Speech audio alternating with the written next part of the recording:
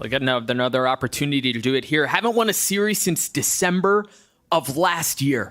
So they're going to get another shot at doing this again, but against the best that Americas has to offer until what many consider the best the world has to offer. And look at this. They are going for something cheeky off the rip. Kesnet's going to tuck deep into the cubby and Loud.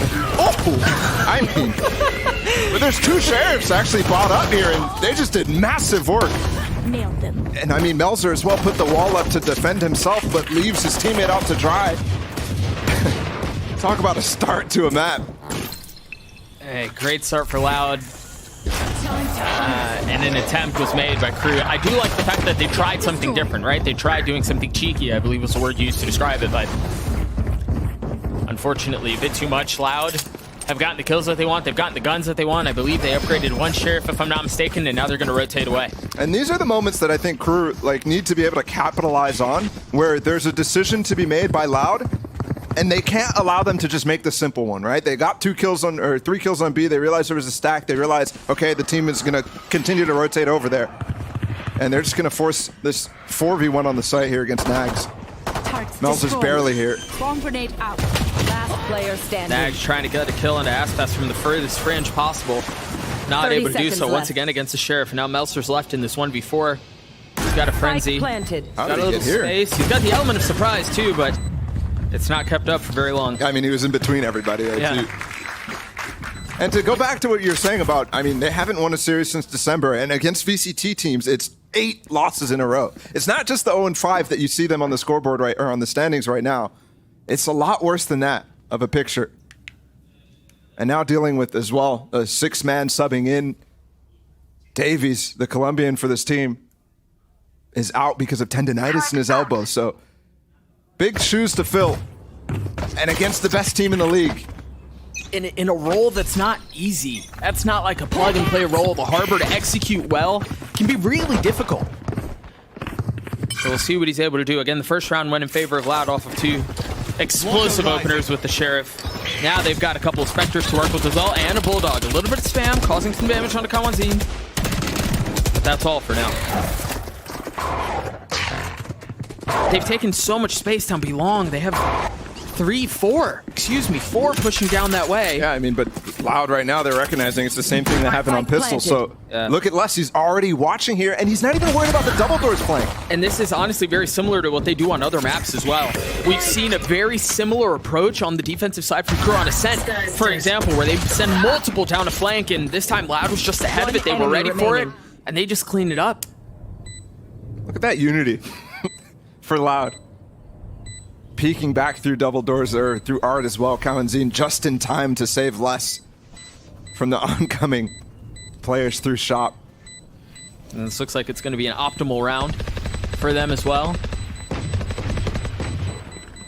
I don't remember the L. Yeah, I don't remember the L. I don't remember any of the other poems.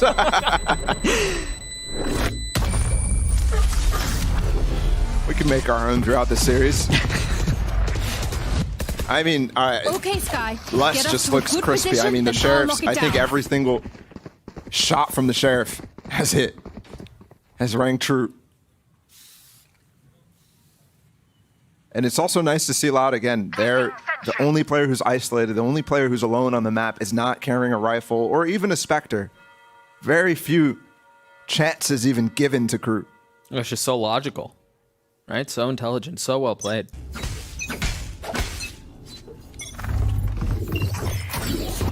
Anti-bonus now. Loud back to the regular mid-control again. The fathers of this comp, the fathers of the idea to even throw this type of wall. And you can see KRU doing what Leviathan like to do, which is this little gap in towards B that does cover Art as well.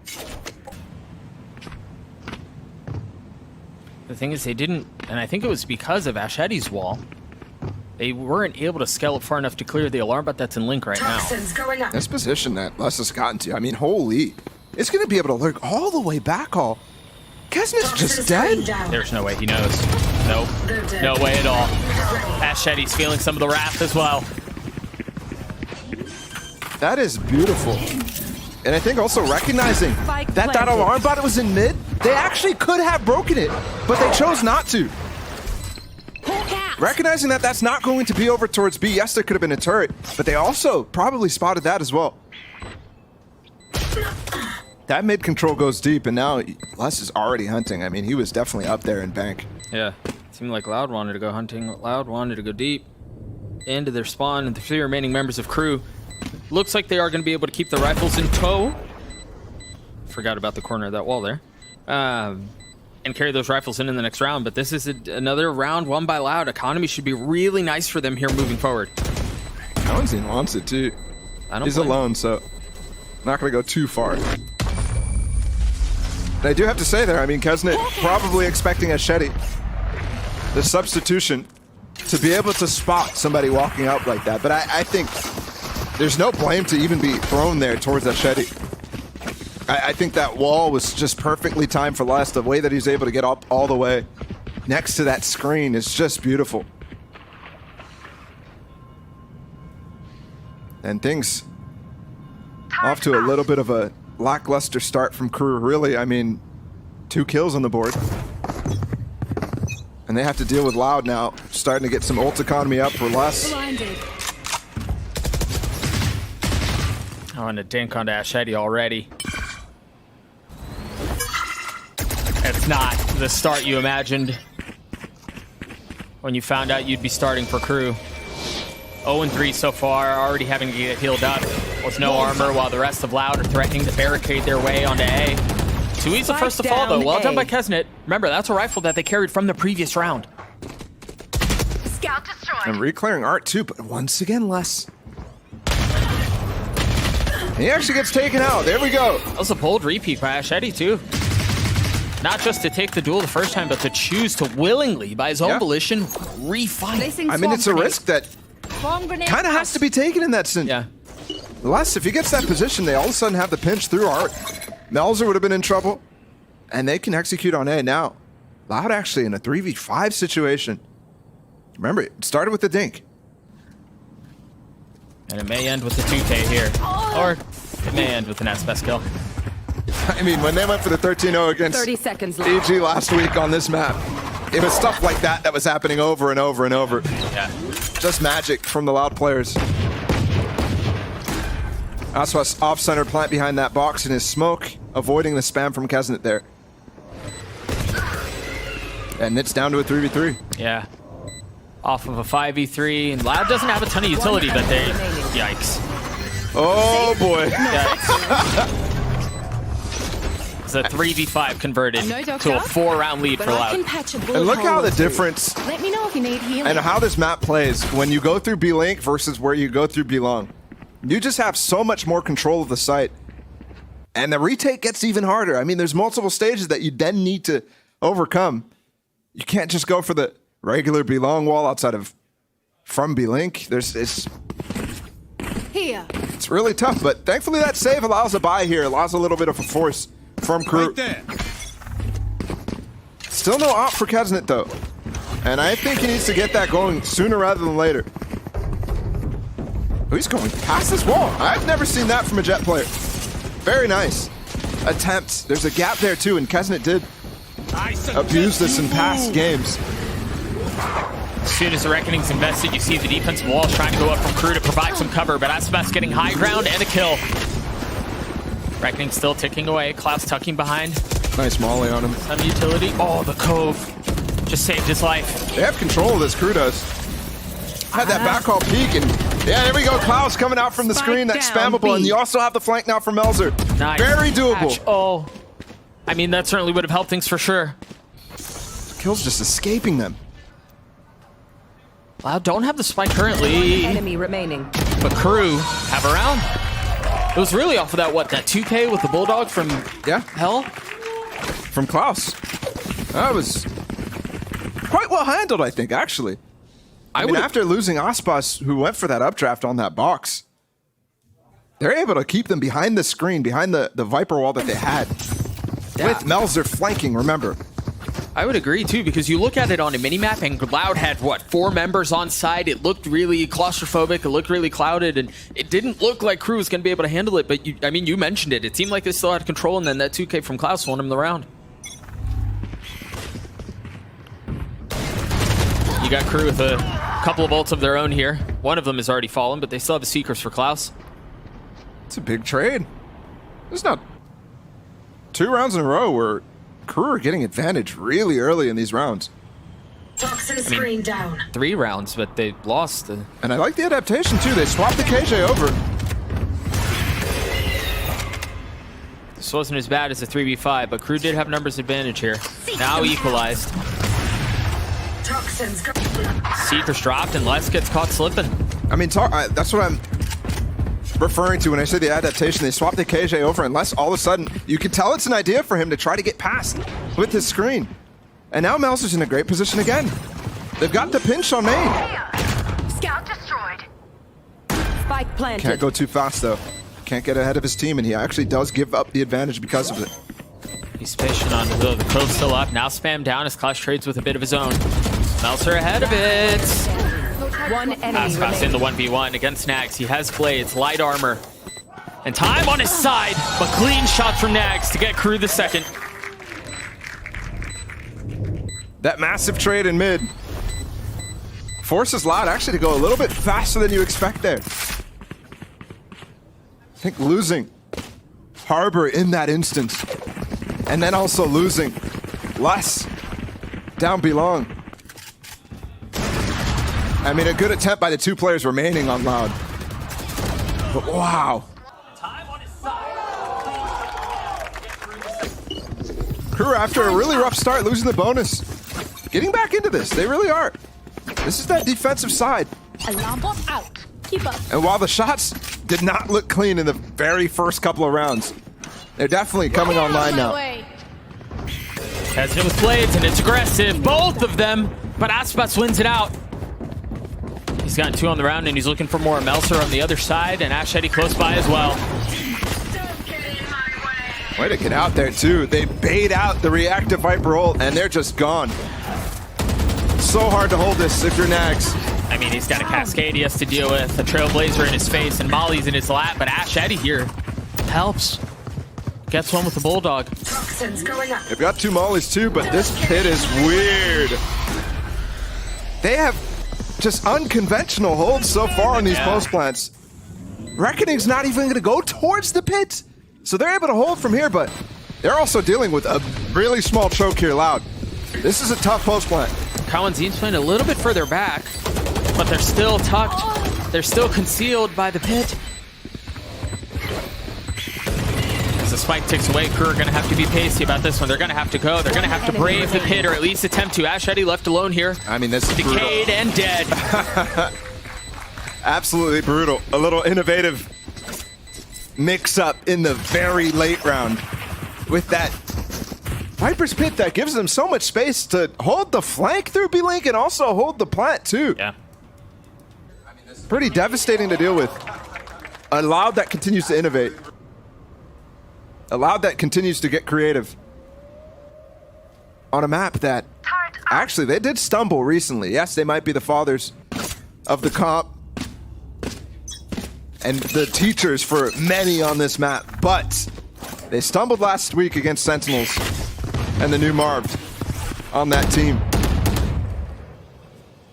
And I think one thing that KRU is not going to be able to rely on these next few, actually maybe the rest of this defensive side, is those brawls in mid. That's a dangerous game to be playing against Loud. But that also just does feel like a success point, perhaps a key to victory. But you're right, if that's your key to victory and you're doing it against Loud, that just doesn't feel good. Ooh, that flash is really deep. Get some info, but Poison's gone. Does not spot how far out these Loud players are. Aspas undetected, able to apply pressure elsewhere. Klaus back sight, the Singer's not going to do anything. I love that hit from Loud. I know it's an anti-eco, but throwing out the high tide, that thing lasts a long time. And then walking past, it's reminiscent of old Optic and some of their contact plays where they put down smokes and just continue to contact and give a false sense that they're not hitting the site. A lot of times you rely on, when you're playing defense, the noise to determine whether they're actually hitting, whether they're actually committing to the site. And implicitly, that same thing can give you false information when a team has this in their arsenal. This is really nice.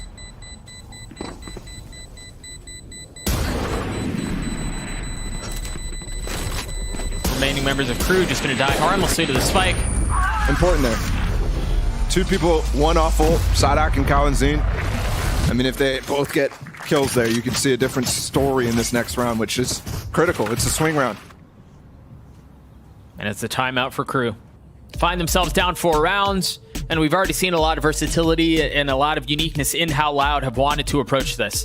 All right, you even go back to their ability to contact through their own utility in the previous round and just get a free kill into Art. It's been very clinical.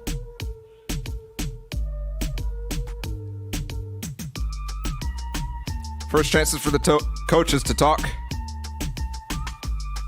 This is Fraud on the side of Loud, who has honestly turned into one of the best coaches. You expected it given his pedigree, but one of the best coaches in the world. And Adam as well on KRU's side. I think one of the important things here for Loud to keep in mind is, yes, they're undefeated, but that battle for first seed is not over.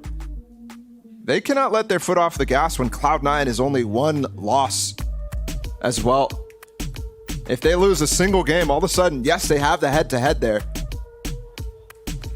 But all of a sudden, that gets a little bit more interesting in the weeks to come.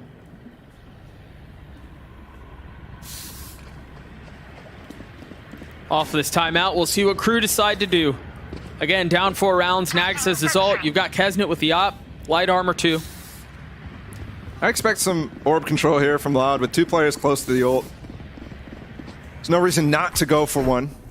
And I'm shocked that KRU is actually not playing to counter the orb out of Loud. Look at, I mean, you can see the insistence here. Insta Trailblazer. That's just to get the space here for one of Tui's, or sorry, Sadak or Kawanzin to grab it, and it will be Sadak. Prize possession acquired for Loud. Toxins going And again up. for You should KRU out run. of this timeout. This cannot pull everybody off. And just responded with one of their own. Nags using theirs. Now they've put the Reckoning out from Tui's to get up into Art. They just broke it. I mean, that's just so free. And they have the high tide out now, too. This is, I mean, really nice to clear back through Art. And also able to counter in the middle of their own strats. Able to counter the ult that's placed out from KRU. That's some beautiful counter work. It's intended to be a threat, and it just ends up being nothing more than a whimper. It's just so easy and so effortless to scale up and clear that out. Maybe Ashhead can do something about this, though. He's gotten the first kill on Kawanzin. He gets the second on. Oh! This kid's good. This kid's real good. What a shift from beautiful to disastrous. Out of Loud. That's something that when you go for these like complicated multi-step strats, sometimes you start to fall apart when you don't consider the rest of the protocol. How do you follow up? How do you get back into good post-plant positions? Hang it up, buddy. And it's risky to go for a lot of art play here. And it's definitely desync there from a couple of their players, so it looks disastrous. Looks like things fell apart. Looks like they didn't really have a plan, but no, actually, it's just one little mistake on the timing, one little mistake on the positioning, and all of a sudden you can't get there in time for your teammate. Op still in the hands of Kesnet, this time with full armor. Ult for Kawanzin. I wonder if they'll try to play around this Seekers to try to exec fast onto a site. They haven't really explored the middle of the map from the middle of the map for a while. I mean, this insistence on hitting this A site right now. Feels like they're screaming, feels like they're going through the strap book. Yeah, pretty wild. Refining the little things. I don't know how anyone sees anything on this site. I mean, you've got a Viper's Wall, you've got a Cascade, you've got a High Tide, you've got a Cove. Vision blockers aplenty, and Spike planted. They're going to be able to funnel out here, but again, no key ults for KRU to work around. Look at this. They go back for the same post plant to refine what you just said. And it's falling down again. This time, no heroics from Ash, Eddie, and Art, but he is still healthy. He is still alive. And he is still a problem. 1 for 1. Blast has gotten a little bit of room to work with. He's going to have to 1v2 this. Somali's going to delay for just a moment. The Cove now cleared. And it's just buying time. Blast has to win. He's out. He's gotten the first. Meltzer's weak. And he's dead. The clutch from Les. And the round for Loud.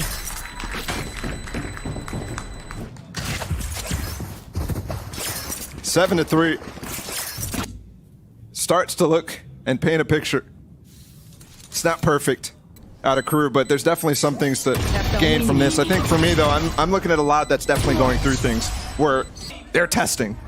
They're trying to make sure, I mean, going right back into the exact same post plan and then proving that that actually works. Yeah. That actually works. Very cool. And the idea of running through the strats right now, I'm saying that because they've hit the A site 3 times in a row with a couple of different little variations and also working through the ults and opposite strats that KRU are definitely going to be trying to countercall you with. So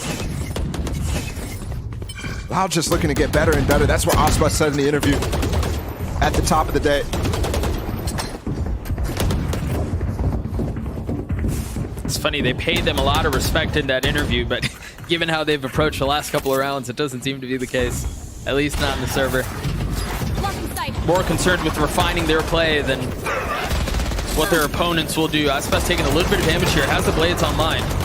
And up. But it's going back and forth here. Klaus getting one with a frenzy. Elster still has a pistol. Ooh. Shorty up close, this is beautiful. One enemy remaining. That was the pistol. Now the shorty. That you mentioned, Kesney, who's real good with the Guardian. Both the flash in your face, what can you do? Not much. And out of the timeout, we haven't really seen much more success out from KRU. 8-3 now in favor of LOUD. Last round. You have plenty of ideas coming into this, but they're so much easier contemplated than they are completed. Yeah, look at that flash from Klaus actually. Up on top, that is really, really nice to catch the players down below, but LOUD was so far ahead of it. And that's what falls apart with that setup this time. That was the same setup that Klaus got success with Kesnit and Backhall. And LOUD fumbled against it last time. This time, very happy to continue to take those fights. Aspa's not going as aggressive. He did have that op in the last one. And look at this, though. Aspa's sticking with the Phantom, knowing that he's going to be a guy who's pivotal to dash in on the site. Not using that op like last round, and he did have the knives last round to supplement. Which is funny, because a lot of other teams, when they have knives, they'll drop the op to somebody else. In this case, Aspas does the opposite. And it's already an opener. A little spam, and Kesnit was actually far off. Well played. He slipped the net. They had no idea where he was. Last finding value at the op of his own. Numbers once again in favor of LOUD. Those peaks right there are so much easier to hit when you're opping. And you don't need the movement. You could be in plenty of safe angles there if you're less. I suggest you move. Tui's just grabbed that orb to get the Reckoning online. Instantly uses it. Last round of the half, and it's going to be traded with one of KRU's. They're attempting to cause chaos on the side off of the Reckoning. The pulses that are intended to cause some problems, but there's no follow-up behind it. They waited out. Now they're going to have to deal with the pit as well. This pit is so ridiculously hard to find the kill on the less because he could place it from belong. It's just tucked around the corner. I mean, you see it on the map. He's safe here. Oh, hello. The only way he gets threatened is if they lose backside, and they have. But how much more value can they find? They're pushing right into him. That's the pit. That's the round. Blocking fire. Heroics from Machete. KRU have made this possible now in this first half. Felt like it would have been a dominant win for LOUD, but there's still chances here for KRU. Take a look at it one more time. Kesnit with a great opener with that op, and again, you could see it prior to that. They were spamming back box. They thought that's where Kesnit was, but he had gotten away from it at just the right time, and Ash Eddie's play here was gorgeous, Paula. There's gaps for some of these setups for LOUD. Falls apart in the post plan a few times, but overall still clean. 8-4 is the half. 8-4 is the half. Sean is standing by with the round to break down at the telestrator. Sean, take it away. Yeah, thank you so much. Thank you so much, Doug. So what I want to talk about is how LOUD changed their play style here against KRU. I mentioned it in the opening desk, just how they can change up and play very loose. So what I want to pay attention to at the start of this bonus round actually is the fake that's going on over here at long by Les, the spam over here from Kesnit, and the sub in Shetty. And you can see the real focal point here is going to be in middle. That's where 4 players from LOUD are, and you're gonna see why in a second. So right now, the 4 players are approaching mid. And as they come up to the door, you see the harbor wall comes through. And what that's doing to KRU, that's making them all rotate. There's so many unknowns right now for KRU, and they're rotating towards the middle of the map. Now, this is all just a massive ruse because you're noticing Les over here at B is lurking up behind his Viper wall, which is what we're currently witnessing on the screen. The two players at B have fallen back. They've receded into the site because of this link pressure that opens things up for Les. He's waiting for the toxins to recharge. You can see them down here. And when they get at about 60%, he goes ahead and activates it again. And that's gonna open up a window for him to slip to backhaul. And you can see he's visualizing this whole round. He knows the harbor's in link. And the second he gets the kill onto Kesnet, he swings, gets the second kill. And just like that, the round is already over. The spike is going down, the nanos are on the spike, the alarm bot's on the spike, and KRU is massively out of position. It's plays like this that make Loud such a dynamic team. And I'm curious to see, are they gonna continue the scrappy style going into the defensive half? Anyway, back to you guys, Doug and Bala. Yeah, those types of things definitely can't happen on the bonus. Sean going for the really nice breakdown on Les's play. And we mention a lot how Pearl is B-long focused. That type of gap being found is the exact thing that will lose you tons of attack side rounds. But the funny part is Loud didn't really go too deep into that B side. They weren't really going into what has become prevalent for the rest of the league in the meta for this map. A lot more focus on that mid-control. And you see why. Able to pull players off and find some value for them. Now the pistol, though. Ooh, Kesnet's here to receive. He instantly gets flashed off. He's by himself too, but he wants to re-peek into this. Well positioned by Loud. It's an interesting choice to buy a Sheriff here too. Not able to get a smoke, so he can't smoke dash. Yeah, Aspas did it too. It's a lot easier on this defense though. Oh, he's patient. My goodness, is he patient. Interesting that he doesn't proc the dash to try to get away here, but either way, he falls. Spam out from 2Es. He probably gets chased down there anyways.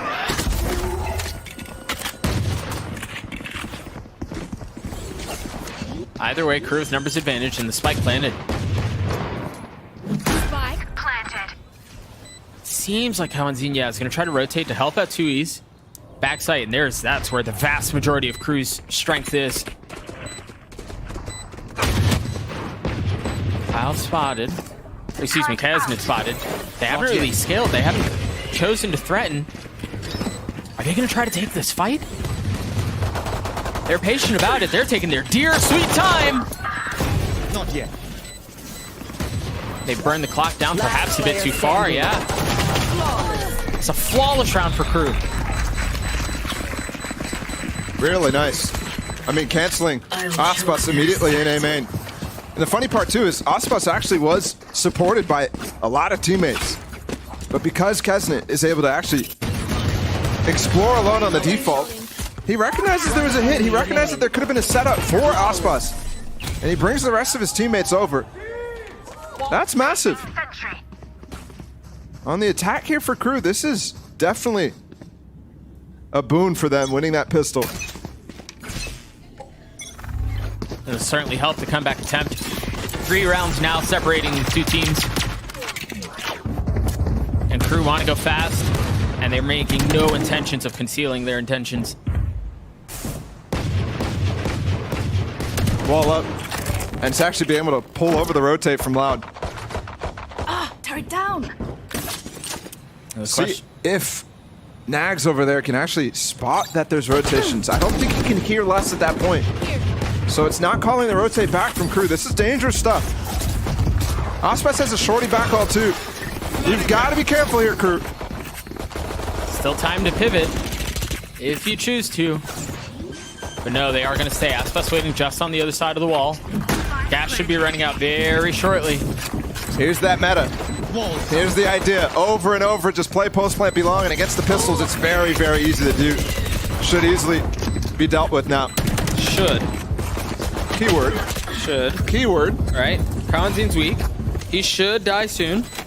Yeah. Yeah. That wall, I mean, running out of fuel, it's impossible at that point. Yeah. That's a brutal spot to be in. Very clean by KRU. Very clean. Great choice there. Great discipline not to push in the backhaul. with the wall that they have. They don't need to on that anti-eco. Although some teams like Cloud9 have opted to flood, flash, and dive with their defensive wall. The part here that wasn't available for Loud, though, is that defensive wall was used to actually rotate over and start the stack in the first place. Let's see if KRU can do what Loud did in that first half and convert the bonus here. And Loud have intentions of disrupting it straight away, down B long. Deep flash, and I can't tell if it caught Melser or not. But he's playing safe either way. They leave Aspas in the spot, rotate back. And the trap has been sprung. Poison's off. This can get dangerous here. Depending on the pivot, both sides.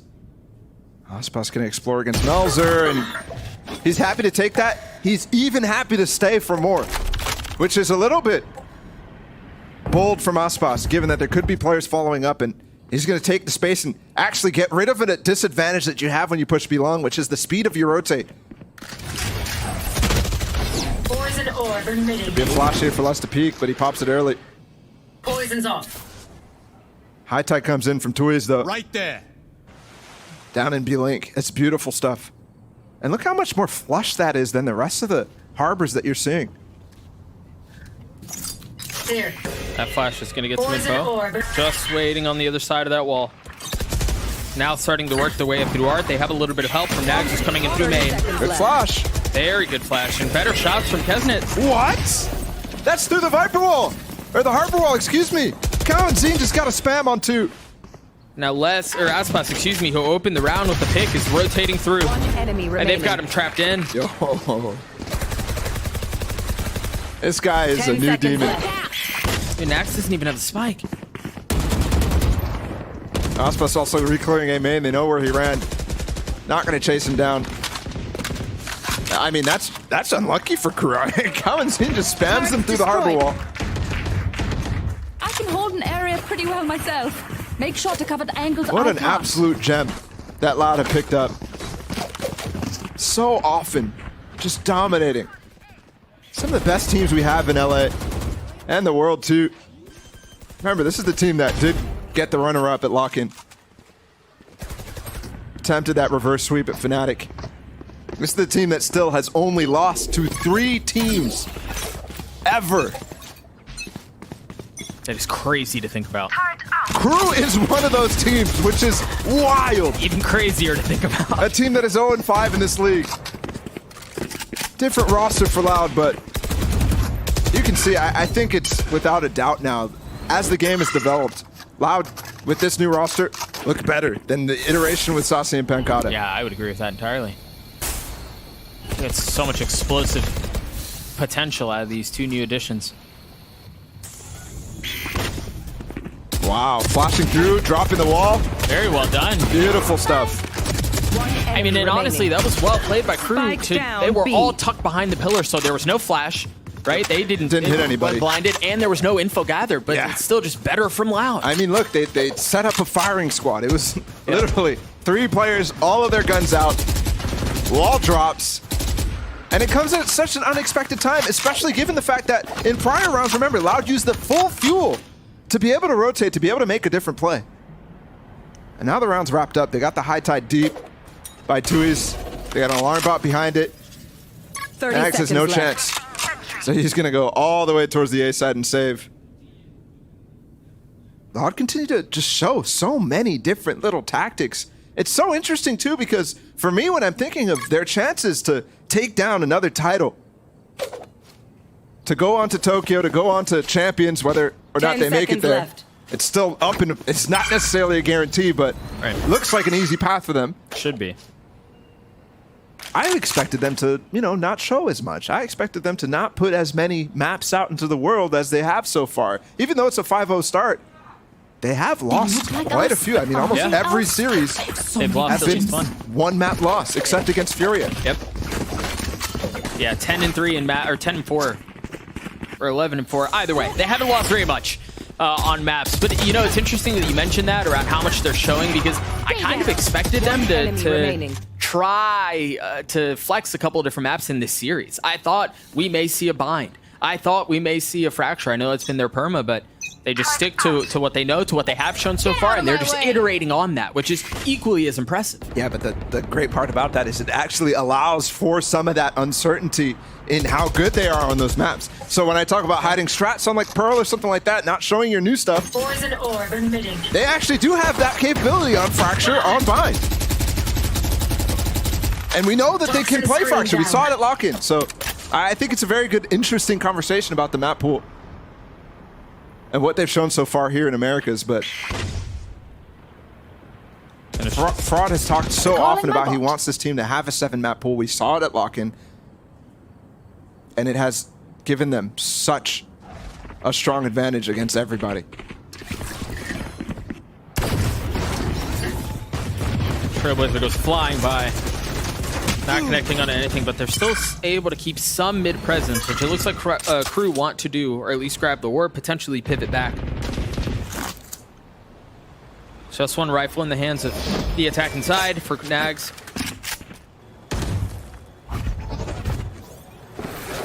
Kesner with the dash, instantly flash, still goes into his Cloudburst and looking for space, down to 50 HP already. They're going to invest the Seekers on this as well. That's a big opener. Again, that's the only rifle that they have. Spike planted. Here comes the retake. Tui's already retaken Secret, and the flank fails. Fortunately for Sadak. Here. They've got a 3-point on this one. Yeah, Ash said he's gone exploring though. Here. He may try to re-hit Art on a late flank. And that high tide blocks 2 players out. The alarm bot is up too. Yeah, he's going to be spotted. He's going to be spotted before he has a chance to make a play. Oh god. His position's betrayed here. They should know where he is. He's shootable from Player there. standing. How has he gotten away with that? How does he get 2 there? In the chaos of the round, Crew walk away with 1. That's a thrifty. That is ridiculous. The plant was really good from them. They allowed that flank to come really late on Art. And Sadak is actually the guy to fall. So that alarm bot dealt with so easily. The Cove goes down and Tui's is in the open defusing. Surprising to see him stick at that in the entire way anyways. I wonder if the time is a factor. I wasn't fully paying attention because I thought that was locked up, honestly. I imagine comms were chaotic in that. Either way, Crew still 1 away. Loud still with the 3-round lead. Tui's already getting pushed. This is an interesting choice here for Ospas. He has knives, but he buys it up and doesn't drop. One of his 2 teammates who does not have a full rifle here. Healing over here. And I think it's a good choice in this case because Pearl is so prone to pushing you back and saving. So you can have that carried forward. And it also allows a nice little stack. He's up on top of map all the way back at B and just denying any flank push from Melzer. So they're allowed to stack this ace site. But they've got the Reckoning, they've got the lockdown too, so there's keys to take. I suggest you move. Merely a suggestion, What is but that, Molly? holy smokes. That was so sick from Sadak, literally on top of where Kesnet was gonna land. The Reckoning still going off. Sadak has to take a small step back. Ashedi getting the plant down. Spike planted. And more info gathered. It seems like Loud want to reposition and reconsider how they want to go about this retake. And they're certainly going to have to now that there's a lockdown that they're going to have to face. Oh, I thought he was dead, man. I thought he had him. they have room to come back into this very fast with a secret flank. But that's beautiful from Exedi. That's beautiful from KRU. Some opportunities, but You have to get out here. There's too much post. Too many positions to consider. They're going for it, though. they just limit testing everything. Go either way. Almost no time anymore. Last player No time standing. anymore. And he doesn't keep the op. So, I mean, that decision, I start to scratch my head about that. Because Last player you actually, if standing. Tui's had a rifle there instead of a stinger, all of a sudden, he's able to get that kill. Yeah. I love that from Sadak, though. That molly is so nice to just cancel Kesnet and his dash. Something this Brazilian team definitely trying to do. given, I mean, KRU and Kesnet's history against them. I would love to see like attacking Jets performance against Loud's defense and compare that to every other team. How much of a difference it makes. Yeah. Because stuff like that, it's not what people are doing too often. I mean, people are still in the idea that, yeah, we'll jump in the smoke, maybe with a shorty, something like that, or just spam exactly where he's going to land in the dash if he does it perfectly. But that's just a full counter. And we've seen some teams like NRG experiment with like a molly up top to catch players updraft dashing into positions that you definitely don't want them to get into. But that one's nice. That's dynamic, man. Love it. Even with that cool wrinkle, Loud lose the round, and off of that, timeout is called. So still hanging on to a 2-round lead, but Crowd have shown a little, KRU, excuse me, have shown a little gusto, a little fight into this one. Yeah, definitely. Especially with that start. Remember, it definitely felt a little cold for KRU. But this is, I mean, a really nice foot forward. Putting up 8 rounds against Loud already and still having a chance to do more. Remember, they're on the attacking side. This is favored towards them. Turret out. Can you imagine? No, not yet. Not yet. I mean, it's only 2 rounds. I have to. Can you imagine? KRU taking Pearl here against Loud. And then going on to Ascend. That would be huge. Which is the only map that they've won so far in the league. Got an opportunity here to go into your strengths, and Kesnet, who continues to be a strength for the squad, is already taking backside with the flash in his face. He still gets both. Walking through the vulnerability, walking straight into their deaths are Loud. And yes, this was just pistols for him, but you want it to be clean anyway, and for KRU it was. And we're now down to 1. I mentioned Ascent is the only map they've won. KRU have so far this season. And we're getting towards the tail end of this game. Could they add one more map to that tally? It's not like they've gone completely mapless, you know? They've won 3 times on Ascent, and you said it's their strength, and obviously it's the only map they've won, so you have to consider it that, but it's still 3-2. It's not like it's an 80% win rate like Leviathan or some other teams have on their good maps. Yeah. It's still not great. Sadak flash with a little spam, and it seems like KRU on NB again. KJ Util here though, and you can see the setup is almost intended for Kesnet. Look at how far back it is. It's not getting info early, but he dashed around it. He changed his pathing, and he got backside.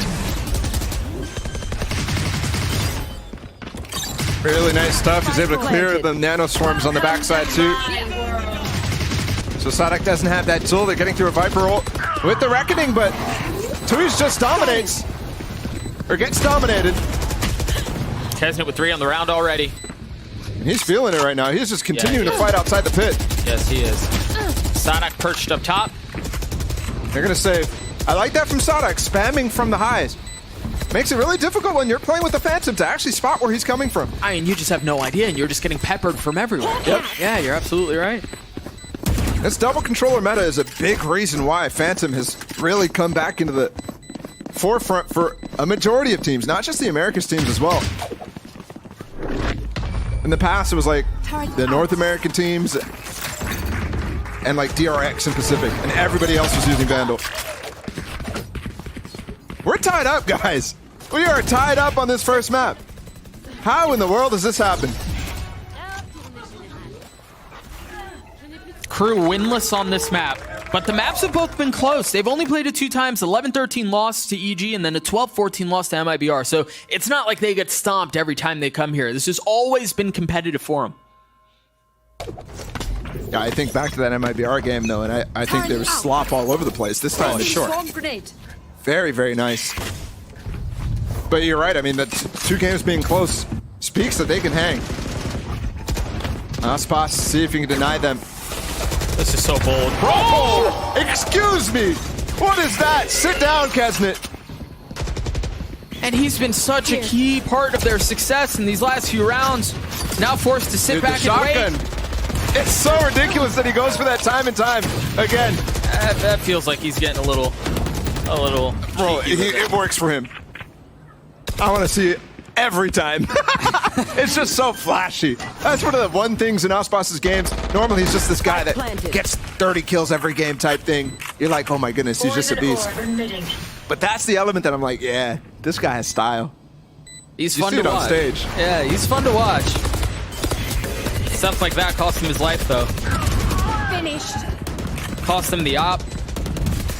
And yeah, it was a light buy for him. It was just pistols the rest of the way for Loud, but it also cost him the lead. Yeah, definitely, potentially. I mean, if he backs up there, plays the angle a little bit better. And I'm not even worried here if I lose a couple weapons. If I'm crew, remaining. might be more than a Player couple. standing. That is a lot. But still not too worried. I mean, they have a decent bank for what will be the last 3 rounds of regulation. And they might not even need that. Plus, they have Kaznet's knives. This is a ridiculous shot. I don't even know how you hit that. But okay. Second time out for Loud. They haven't had to really stress until that last time out that they called, and now you're calling for a massive change on how we're approaching this defense side if you're Fraud. 5 rounds in a row for Crew. Money's still very much okay as we near the end of this map. And a lot of questions to be answered for the defensive side. And you're actually thinking right now, at least I am, the insistence on going for the full armor strat, or full armor decision, I guess, from Loud. I mean, both these teams are running it, whereas almost the rest of the world is going for light armor in most of these cases, diminishes the staying power from Loud. And you are going to face, if you lose a single one of these next few, you're going to face a situation, even if you win, where you're going to have broken buys. Yeah. And I did ask Fraud about that, and he said we have plenty of stinger rounds that we're comfortable with. And we've seen that in the past. We may have to see it here. Vandals on the board. Full armor now. A lot of really nice ults here for Loud, too, to potentially secure this round and tie us up at 11 apiece. But it's going to take more than just that. Because, again, momentum all the way in favor of Kree here.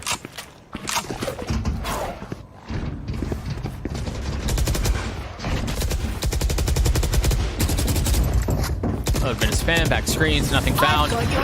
Ladder playing everyone close. Everyone close. Now in the face of the Seekers, they scatter.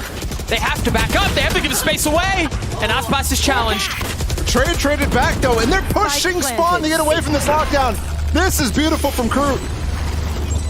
Putting their best foot forward, but they will give up less. Actually, he's all the way in Spawn. I don't think they know. Because why would you be expecting that at this point? But it seems like Kaznet The reload gives it up now. He's so weak. No health. Shield going out. Now Ashedi having to deal with pressure from Kawanzin, from Les. And, all right. He's going aggressive too. Tried making a play. There's still time, but it's really, really low.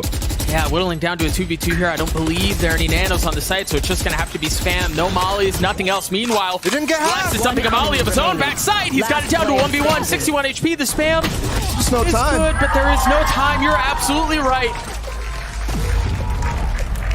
Not fully trusting there, and Match point. this is it here. Crew on match point.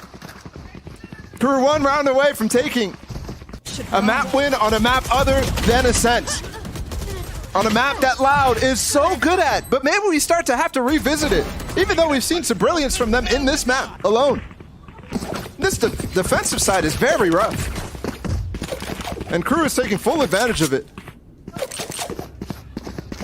And here it is. Full force coming in on the last round. It must be done. But it's broken. Guardian, 2 Bulldogs. Dropping the orb here. They're going to challenge. That is not the way you wanted that to start. No, not at all. It was Who is- bold. Alone. Struggling this game. Has to save it now. Can they snatch this thing back? A Bulldog and a Guardian. trying to provide some cover for the Vandal in the hands of Les. Toxin screen down. Tucked around there, 2 behind them! The blades don't land! The blades don't land, and I thought there was going to be a pinch from Tuis, but there's not! In the league so far,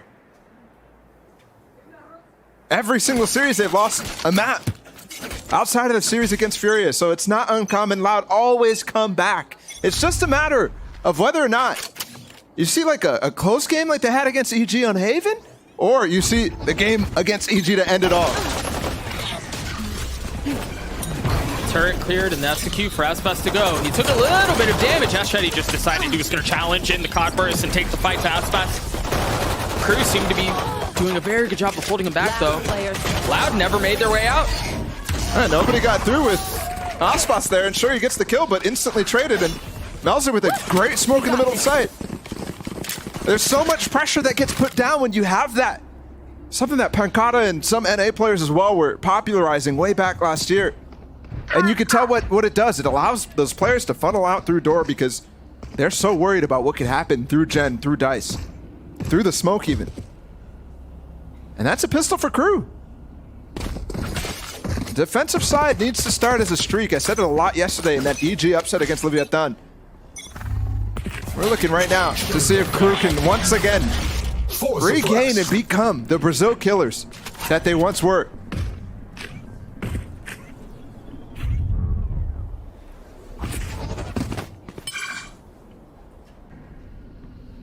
Orbs picked up, and KRU just waiting for Loud to go. Early dash out from Aspas too. He's going to try to work a pick with it. And instead, he gets picked by Melzer, who's been historically, I mean, just such a menace as an anchor. It's funny too, because at that range, it's not going to be a one-tap for Aspas either, so Right. Melzer easily can repeat, even if he does get dinked. Hasn't waiting for a bit of aggression as well. Oh, just the dart. Really nice positioning. That turret might not fire either. It does. Just took sweet time, didn't it? Loud really exploring. And they've got a lot of sheriffs here. Actually, I didn't realize. Last bot 1-2. Sadak picked up 30 Aspas's. seconds left.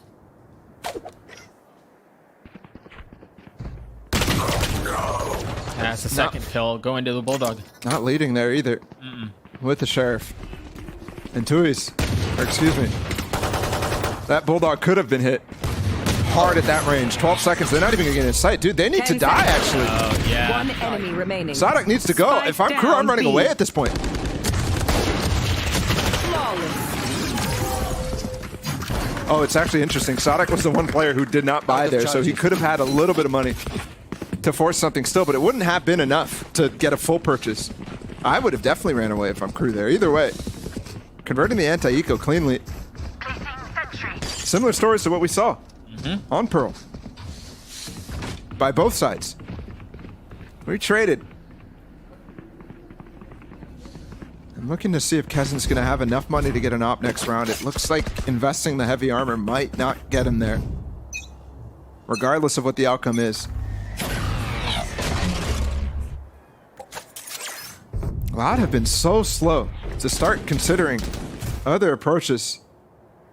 And even off this default too, barely using any util. And you can actually see Sadak missing a flash here. That's the kind of reason you might see them not being brutal in their approach to control. Kawanzine though has his drone. They're going to drone A main and try to get something done through a tree. All this comes down. Meanwhile, Ashedi and Kesner are close by. Remember, he top fragged for his team. The sub, the recent addition to the squad, finding early success. Seems like he's going to have a chance to do it again, as he hasn't really given up a ton of space. He just spotted the drone that went to go try to clear wine. So he's still able to hold some of this line. It's going to hurt, though. Spat's looking for space. He's going into the smoke, and surprise, Ashedi's there. It's traded back, though, and now you're starting to see those guns make a difference. And that's the difference in the pistol round versus this one. All the players are behind Aspas there. Even though Aspas goes for a very risky peek in the smoke by himself with no util, just dry, the rest of the players are around to trade. And I mean, those trades came so fast. Yeah, they did. So, anti-bonus. They stop the streak early, Loud does. And they actually have some tools here. Kalanzin got 3 in that one. He has a Hunter Shuri on. So he's got that ult, and he was the guy farming. Odin purchased too. No Odin on the other side, and Kesnet is not able to afford that operator like I was positing in the last round. They're going to go aggressive in B main, though. Try to set him up. And they have a couple of variations of this. They've tucked Kesnet in Cubby before, but they've also just full-on pushed into B main. And it seems like this one may be a bit of a tuck. And they're happy to do that because Sadak used his knife over towards A main, and they heard it at the beginning. So now he can dash here. And they're going to come for a full exec here, Loud. Aspas needs to be able to clear this. And this is going to be the turret peek, too. Great flash. Doesn't catch Kesnet, though. Oh, it doesn't. And Kesnet He stayed? Of course he does. Unreal. It seems to be working out, though. He got tagged. Valentine looking for a little bit more. Kesnet taking some damage. Tries to go up high and tries to get away with 4 HP. Somehow stays alive. Oh, the nade through the from wall. Sadak. That's beautiful, but the flank as well. Melzer got a kill while that was happening, and they're trying to take the timing out to catch the guys before their market. I mean, they're so weak here. Look at them reclearing spawn. That's so smart from KRU. Ahead of the possible pivot. There's no room here for Loud. Oh, I mean, they're just kind of stuck here. They have to... Spike down. Look how lost B. Tui's was. Yeah, they have to stay in the bed that they made. He had no clue that they could have been repositioned that fast to spawn. He thought for sure they're coming back through B main. That's why he's tucking. I like the flash. If that flash hits here, Aspas is getting that kill on Kesnet. Yeah, just a little deeper. And the crazy part too is it required a nade out from Sadak that was really cool. Throwing it just on the wall. One enemy remaining. Abusing all the mechanics that are available. Kesnet floating so well. He's been in multiple different places at the beginning of these rounds. He's been in mid, B, and now Cat. Still a gun round here. Kalanzin with just the sheriff. Here. Crazy too. That guy popped off in the first gun round that Loud won. Yeah, he did. He used that Hunter Shuri too that he had earned for it in the previous round, so be a little while before we see that again. What? Sadak tried to get cheeky and go for the spam on Asheti, but Asheti just rips it apart. And we mentioned his top performance in the last game on Pearl. Look at this wine setup from Melzer. He has the paranoia here too. He can rip these guys to shreds. He gets the first 102s already, and he still hasn't given up the space, and that's where the spike is too. So if you're Loud, you're gonna have to deal with that. Or else Kalanzin rotates out, rotates away. This fight in main is huge, and it's just a smoke on the other side. The spike never made its way out of a main. The 3 players who were there, again, Kesnet was early on Cat. Yes, they got the kill on him, but it was labored. I like that attempt to go for a peek while the drone is coming, and he does get rewarded with a kill, but shot coming in now. 30 seconds left. Able to dodge it. Playing around the smoke. Beautiful. Very well done. Asheti continues to perform too. Think about that opener onto Sadak. 3 on the round for him.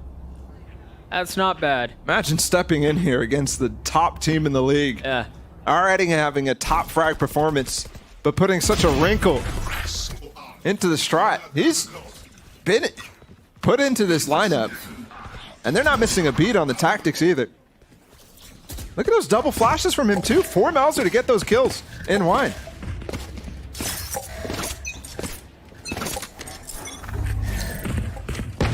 Off of that filled round from Loud.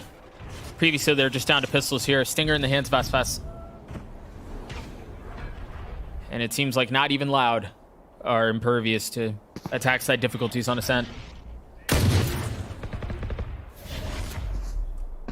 mean, look at the aggression in B main. They had 3 scaled so far up.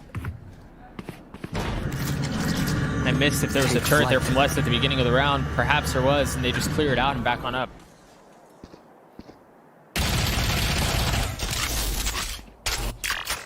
Drone came through as well. I mean, It's a pesky door, isn't it? things aren't working for Loud. They can even break the door. Is he really about to? Okay, I thought he might have just committed his lockdown there. It looked like he wanted to on top of that box. Instead, they're pivoting back. And Asheti again challenged. And again gets so much value. Knife. 3 of them. No dash for Aspas. No smoke available. No flashes either. They don't have them available anyways. Here's that dash. Oh, we've seen this attempt a lot. 30 seconds It left. starts. Yeah, they try to work their way through tree into spawn, and so far they've gotten a lot What? of control. Is Fast this gonna flood. work? Fast flood. Look at Les though. He's in a position to reflank. But it made They didn't get the too spike long. down. It took too long, and you're right. They didn't get the spike down. I thought they may have invested the ult from Les to secure the round, but they do not. Talk about a streak. That is such a strong start from KRU, consistently putting down the anti-ecos cleanly. And converting on most of the gun rounds now too. Only round they lost was that bonus, where they're disadvantaged anyways, and this is now no longer that story that is consistent with LOUD, where the first map or a map goes in their opponent's favor, and they come out on the next looking absolutely dominant. This is different. And I think it goes back to that idea that the Des was talking about. We were kind of mentioning in the cast on Pearl as well, about how it feels like there's limit testing, the words that you keep using about some of these ideas, some of these strats. It doesn't feel like that here. It doesn't feel like that at all, but you maybe think they might have underestimated, which is crazy given the fact that LOUD is consistently saying everybody's a threat. We don't take anything lightly. Sadak says that. Aspas says that. Their coach, you see him on the screen right now, Fraud says that. They put respect on everybody. But in the server, it's not looking like that. And it has rewarded KRU with not only a map win, but a big lead here on defense. If they continue this, that's where you start to wonder, can they really do it again?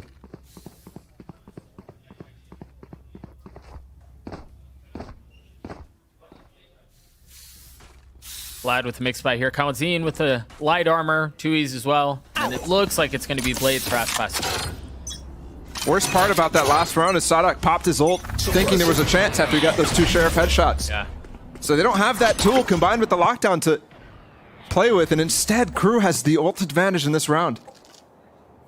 Okay, Kesnet found a lot of success from here, from this very spot, but this time he chooses not to peek into it. There's a dart fired out from Klaus that was trying to take advantage in this smoke, but they insta-broke it. Every flash is missing right now from Sadak. Well, and also Asheti's just positioning, right? His wherewithal to stand on that off angle and then reflash himself. Oh, that's a mistake though. There's no smoke on Cat for them to re-clear. Cancels the drone, but he's in trouble. Do they commit? Yeah, it seems like they want to continue to go forward. Aspas down to 1 HP. They're trying to buy time for the flank here. Les makes it work. Can Aspas get out? That's the cue, right? That's what you imagine you're going to want to be rotating off. They don't want to give up the res though. They don't want to give up the res. It's coming. He's back up. And he's back down. Just like that. They get all the way through. Look at how far up Les is. He's in their spawn. There's an alarm bot down. Oh, and he updrafted with the paranoia. Now that is beautiful stuff from Aspas. The paranoia deafens. They can't hear it. And they even give a smoke for themselves to cross. And the dart from Kawazine. Sometimes it looks like perfection. Sometimes it looks really brutal for LOUD. That one goes with the ladder. Spike planted. With 1 HP, Aspas decided to stay and try to get another kill. He somehow gets the kill and stays alive. That's just criminal, bro. We talked about swagger last game, right? Yeah. Come on, man. And he didn't need it, too. He didn't need it.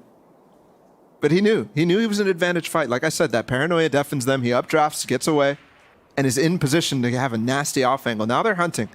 Klaus alone, they know his position. They've cleared so much. Just clearing dark right now. And they find him. Ooh. Look at that look on Tui's face. That was murderous hungry.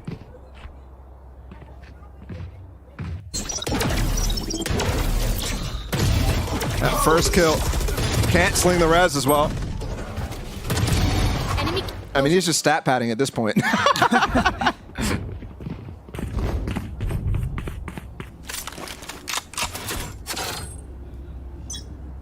LOUD still with the chance to make this a very competitive map. And Oh, that dart. Dude, Ay, ay, ay. Crew has to be cautious here. Oh, no. That one definitely hurts, and there's no follow-up, though, from Loud through Cat, but Melzer TPing out way too late on this smoke. He gives it a nice way to play around it, but gets paranoid, too. Paranoid, he got knifed, he can't use any util, somehow still alive, dancing around it, and he's rewarded for How is he still fighting? Last player standing. Eventually meets his demise, and Nags is the only one left standing on the opposite side of the map. So it's just going to be another round in favor of Loud. Spike planted.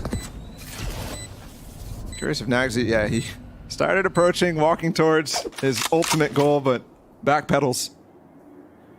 See if they're able to hunt him down like the last. I like the idea for Melzer there, but he has to come back in because Klaus is trying to fight out Heaven with his dart. And that ends up costing him his life and then also Melzer's. So what could have been an attempt here at a 2v3 from Nags and Melzer, or even a 3v3 if Klaus didn't even go for that, Right, yeah. ends up being another round win for Loud, and every single one hurts the chances. 1,000%. Every win, the three, so they've, Crew have played this map 5 times. They've won it 3 times. Every single win that they've had has come off of a really big defensive side. I'm talking 9-3, 2 times, like 8-2 one time, and that's what ended up closing out the map. So if you find yourself in a close map on your defensive side, if you're Crew, and mind you, that applies to almost anybody. Yes. But for Crew in particular here, given the position that they're in, it's got to be a big half. Yep. 4 is probably bad. 5 is devastating. Yep. Loud already at 3. And we've got 4 rounds to play. Still. 2 big ones in a row for Loud. And I think the thing as well, Crew was not able to capitalize on that ult advantage that I spoke about a couple rounds prior. So I think if you're Adam, now all of a sudden you have to refocus with this timeout and think about how to deal with the ult advantage that Loud has. The lockdown's still available. Now they've got Kawanzin's ult. You've seen that be a critical factor of their executes on that B site so far in this game. And Tui's too. You can throw a little Omen ult in the mix. Economically, they're hurting though, and Kesnet has his knives, but goes for armor as well. That one rifle saved on Nags' hands. Turret out. Can they find an eco win? I mean, it's honestly kind of feels like a must win Keep up. in terms of keeping this game in their hands. Like I said, 4 is kind of bad. It's okay. It's still definitely doable. But any more than that. Knife spot for Kesnet. Sadak one step closer to having his ult. And it does not look like Kesnet's going to get any early challenge. Interesting, Nox is the only player here. With both of the mollies, they're looking for a fight with this drone. That nade is beautiful. He's tagged up by the drone now, and Aspas top of Jen. He doesn't find the kill. How? Honestly, I don't understand how, but either way, They're flooding. he stays alive. They're making this work. But if they flood too hard, the lockdown will be a problem. How are they getting these wins? Spike down. The Blades show up, and that's a round for Crew. A must-win. A must-win eco round on this defensive side before things start to spiral out of control, and they get it. I'm not gonna lie to you. I don't understand how. I'm still left head scratching. Sadak's nade into hell was perfect. Yeah. I mean, Nags should not have survived. No. Right? He was tagged by the dart. He was flushed out by the nade. It's the same flood as well through door that Xetti is able to actually stop Enemy remaining. Nags from down. dying there because Aspas falls back over towards Jenna. Again, that looks like a beautiful strat, but one mistake. Missing a kill here, missing a kill there, and all of a sudden it all falls apart and it looks ugly. And that it did. That's the price you pay when you strive for perfection.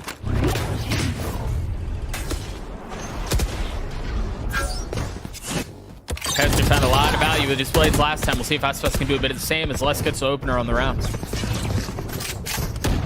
They're gonna pivot back A. There hasn't really been B splits. It really has. Call it out aloud. And smoke, they're gonna go for it. Klaus, Kesnet are here. Melzer has his ult. He can go backside. They're both ulting at the same time. And it's just Hachette, or excuse me, Melzer who stays with it. Tui's canceled. Goes for a flash instead. They still have the second phase. This is still not secured. Yeah, this is still not secured. Melzer with 3 massive Spike kills. down B. I got the spike. Now Les, who's left to have to try to creep and sneak around the site, What a smoke. put himself into a 1v1 if he can. He hears the reload. He's 30 paranoid seconds now. left. Nearsighted, no challenge. Finally peeks through, and Melzer with 4. What is that round for Melzer? He has looked at times as the best player on this team, paired up with Kesnet. And Kesnet has definitely had a new introduction of pace into this, but Melzer as well, keeping pace with him. Insane stuff from the Chilean. KRU have put this out of that timeout into a very, very good spot. Yep. But they've got to finish. I know we've talked about this a couple of times, and you go 7-3, you know, this is pretty good. No, it's got to be 8. It's got to be 9. It's ridiculous what Ascent does to us because we're still thinking this needs to be perfect from here on out if they want a massive chance. And Hachette goes down early. There's a good flash. Very good. Melzer again. It's not Kalanzine ulting, that's the defensive side. Melzer's just been on a heater, bro. How did Aspas get out of that again, though? Drone tag and Melzer, what is that? That is way too much. That was bold. Paranoia TP, it could have worked. Cover going out. It could have worked, and we would have been singing his praises instead. Yeah, we would have. But boy, oh boy, is that risky. And you've given up advantage. It's now 3v5 on the retake. Spike planted. Continue to say, kind of must win. Yep. It's just no room for error. The door is closed. They're not even threatening to break it. Big ult though. Kalanzine has his Hunter's Fury, but he's playing it from sight. They can flood while this is happening. That's dangerous. Cleared. No challenge. Kalanzine's still healthy in hell. Last feeling some of the pressure as Klaus falls. They haven't really been able to funnel their way out, but it's now just a They're both 1v2. They're both dark. And No Kesnet, time. Yeah, there's no time. He doesn't have an angle. He can't really take the fight. I mean, he could have. He definitely had time, but he doesn't have time to really work through the round. So he has to just go for some ridiculous spray down. They're chasing right now. Surprisingly, Loud is not stepping off the gas. He had his knife out. And Kesnet pushes Kalanzine off. Last round in the half. The ever pivotal last round of the half for KRU. On the defensive side. Yeah, dude, that was bold. I just saw that again. You can imagine a situation where he gets both there. Yeah. But unfortunately, the flash missed. The flash was slightly better. Melzer, who just had that ridiculous hold on the B site, would have been just an insane performance from him on this defense. Loud clap back though, final round of the half. Let's see if this is a good one, if this is an okay half, or a poor one. That dart missed. Yeah, it's on the front side of this actually, which sometimes I look at that and I think, okay, maybe they're trying to catch a guy who's peeking with an op or something like that. Give them the benefit of the doubt. I'm not quite sure what that could have done though. Off the flash. Aspas done. Standing ahead. Kesnet vacating space, and you just feel, I mean, watching this, you can feel just how, without being in the server, you can feel how oppressive defensive side can be. You just try to poke and prod and find any weakness, and there's nothing there. Yeah, but tides are slightly shifting here. Tui's with another opener on the wine. Melzer gets dominated. And he's been their hero. Kesnet's gonna have to replicate that success, and that'll do! Excuse me? Down A. But it's still a Last 1v1! player standing. Battle of the Killjoys! He's a lot closer than you would have thought, and he's walking out the turret though. Les, I think, might have heard him. He's gonna peek off of it. 30 seconds left.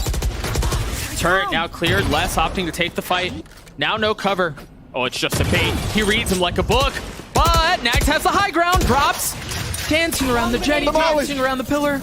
Looking for space, looking for a face, looking for the kill. Got the space to plant. Finally pushing him off the angle, now Les having to deal with the turret too. He spots his head, he swings around, and Nags gets the 1v1! epic battle of killjoys and KRU and Nags, a player who is constantly hated on for staying in this roster, taking up the role swapping, doing work against Les. What is that from Kaznit though? I mean, you thought the round was about to be over. And Les almost brings it back.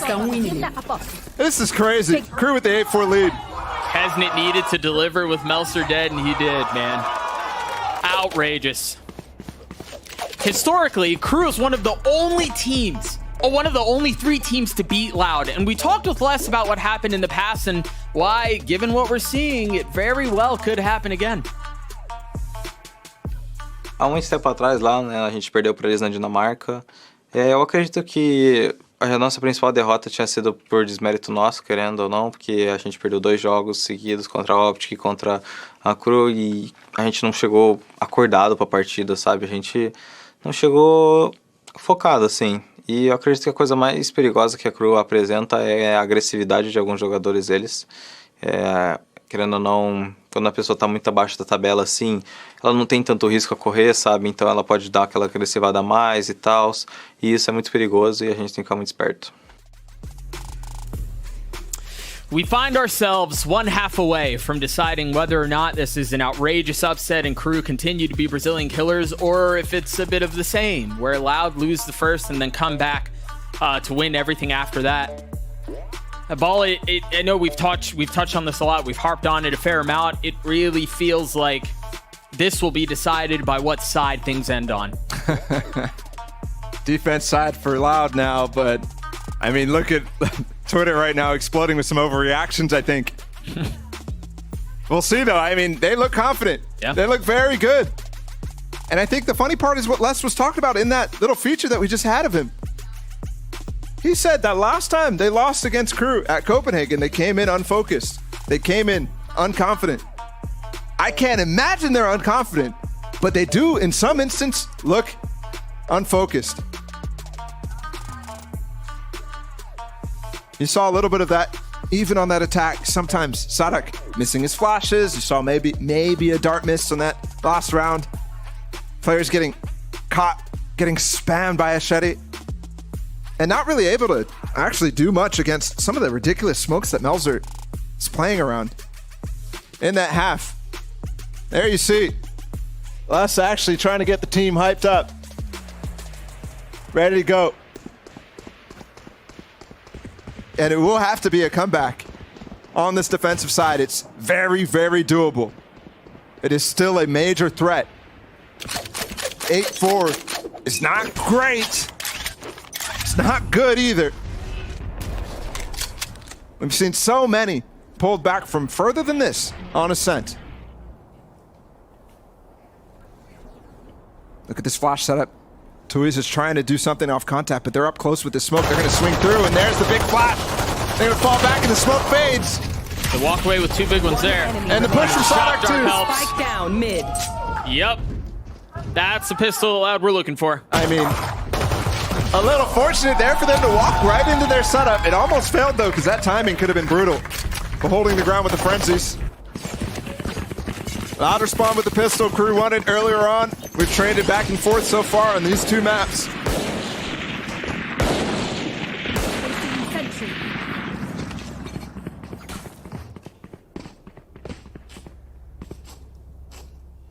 Looking like they want to go for a similar approach. Like a cat split right now being pinged out. And they have that Omen inside of A main, but he's not buying a flash. Melser not going to go for it. Instead, they just go for that same smoke and potentially the same walk through it. And I don't know if Loud are going to be as prepared this time, but you do have Tuiz. You have Tuiz close by. You've tucked Aspas into wine. Off of the knife and off of the utility. Oh, can he get away? Pressure, yes. They're going up into window, though. This could pinch everything, but they're not going to be able to clear A main, and Tuiz already ahead of the play. Loud tried running something very similar on their attack side, and it didn't work. It didn't pan out at the end. We'll see if KRU finds some more success. It doesn't seem to be the case. They've established control of the site, but they just don't have the guns to fight back, man. Oh my goodness, what is that? Les, what are you doing? He is going crazy right now. And that's what I was saying on stage. He was definitely the guy who's feeling the pressure, I think, the most. With the way he's acting, but instilling a sense of confidence at the same time. That is, woo, I like it. Dude, you could see he had intentions from the beginning. He hadn't even jumped out of main. He already had his knife out. Yep, you saw Sadak too, this little sly smile, like, come on, little guy. Quit messing around, but also, had you done that, that would have been funny. Yeah, you can imagine if it's not one of his veterans at this point on his team, he might be a little bit more frustrated. Yeah. Either way, another round for Loud. KRU trying to hang on to this lead that they've amassed themselves, but it so quickly dwindles. Look at this trap play they're setting up in mid. KRU going for the same push. This time Melzer has that flash though. And with this drone, that might be the cue for them to pounce. They're gonna cancel it instead. I thought maybe it would just be one. I thought maybe it'd just be Kesnit, clear it out, and that's all the info they get, but the attempt at throwing off the molly spots another. And that might not have broken this cat setup enough to break the trap play in mid. Droning up mid now. They're gonna challenge again, and there it is. They do this time. Churi's in trouble. He's the only player. Hey, Melzer's right here. It's paranoia, nearsighted, overwhelmed, done. That's gonna be the sight for KRU. Nice nade. Are they gonna try to funnel out quickly? Les is close by. There was a flash from Sadak too. He's reclearing catwalk though. Planted. And there's no guns to pick up here if you're Sadak. There. Aspas does have the Vandal though, and he's walking and clearing tiles. At the same time, Nags is approaching. He got the kill. There's a Vandal now, I think, for Sadak to be able to pick up. Last player standing. Oh, I thought he was gonna get that kill. But he fell. Hasn't it walked away from that with 6 HP? He's gonna get traded anyways there. Yeah, but at this point, if you're allowed, you just want it. I mean, Yeah, ideally Sadak for you sure. win He the had a round, Spectre. but yeah, you just want it to be expensive. Aspas bought into this, by the way. So it's super, super important Oh, you're right. that he has this Vandal carried through. And he has full armor too, so even like a dink or anything like that would hurt significantly. KRU convert their bonus, or convert the anti-bonus. And now the full gun round. The real meat of their closing out of this match. Yeah. If they can do this round here, they get up to 10. They just need 3 more. That one is a lot more easy of a sell. Yeah. This is really where the game gets interesting. This is where we find out whether or not KRU can hang on to this lead. Crazy part, there's no ults in this round. Usually, this round 4 of the half comes with a little bit of baggage. Shock dart to clear the alarm bot.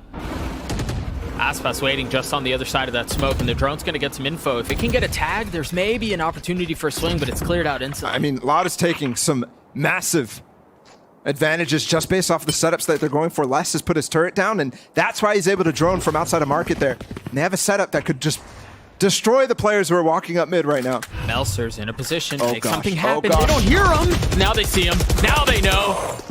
He's dead. Caught with his pants down. That re-clear is beauty. And it was off of those advantages that you were talking about. Look at how far up they were into A-main. And look, Tui's also prepping a flash for the push into Tree. Oh, the miss though. Oh no. That's another kill going in favor of KRU, but Aspas is here to save the day. And doesn't have dart support there. There was one, but they were in the smoke anyways, so that spam. Really nice from Aspas. Les is still back B. He's going to have to get over quickly, as it's a post plant. You've got Nags playing by Jenny. Klaus close by. Now all numbers of Loud have arrived. There is an Odin in the hands of Kamatine as well, so it's all going to be spam. Aspas once again going for something a little aggressive. Nags able to take care of it, but he's weak. And it all falls onto Klaus. Down in hell. A 1v2, and he's isolated this. But Les wins the duel. Whew.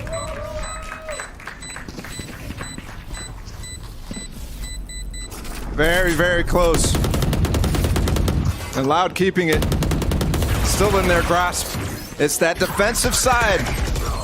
And I really think the liberties that Loud are taking and that KRU are giving them, not breaking that turret in B mid, some cases not breaking the alarm bot in mid, Bot coming back. is allowing Loud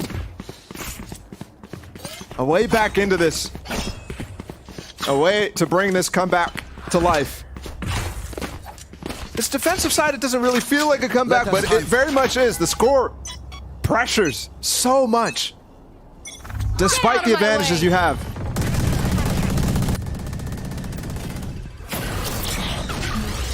A little exchange of utility across mid-map. Aspas used that blade.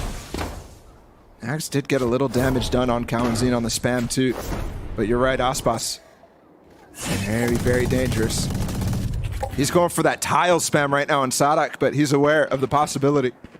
No turret here though this time, so he's gonna have to take contact and then nade, but Kesnet could dash on him. There's nobody to help him. Throwing charge. Flash. You should run. That angle is so difficult to find a kill on. The timing has to be perfect. The reaction has to be there. No Hunter's Fury here. Smoke coming down on B main, and the knives are coming up from Kesnet to catch him.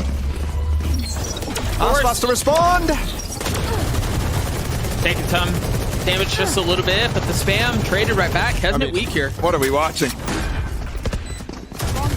A little bit more spam. No late flank here. All the members of KRU are on the site. Aspas still with blades. No updrafts. He can take high ground. Tethered to the ground for now is Klaus blind. Nearsighted, but still getting kills. Still finding value. Less than 2 is the only 2 that remain, and KRU still have so much strength in backside. They have so many defenses here. They've got 3. Meltzer goes up aggressive. Gets the kill. KRU get the round. And there's so much oppression coming out from Nags there with that Odin. He used the entire ammunition available to him in that round. And it's surprising to see them loud. I mean, take the risk to leave Sadak there alone. He goes for the nade, and that delay is yes, but they didn't consider that lockdown, and he has to get out, and that causes Kalanzin to force some help. Loses his life for it. KRU maintain their lead, maintain the advantage. And Loud still have not put together that streak that they needed. 3 rounds so far on this defensive side, but it's been matched now by 2 from KRU. And it's just been piecemeal. I think the other thing too is, yeah, they've won the 3 rounds, but to go back to what you were saying earlier, it hasn't been a streak, right? It hasn't been a snowball. They haven't been able to amass the financial bank to be able to pull something off like that. It's been scattered. I wonder if there's been a shift in perspective by Fraud tried to be implemented onto these players.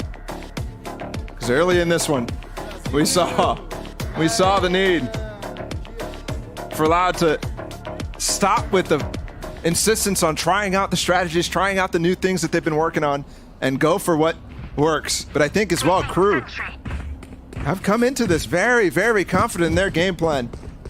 Not seeing a full sense of anti coming in from KRU. It's difficult when Loud has so many different ways to play, but EG had some success with that last week. KRU, 3 rounds away. We saw this a couple of rounds ago. The knife is intended to set up to have someone tuck in wine. This time, not the case. They're going to push right up, and Sadak has a judge.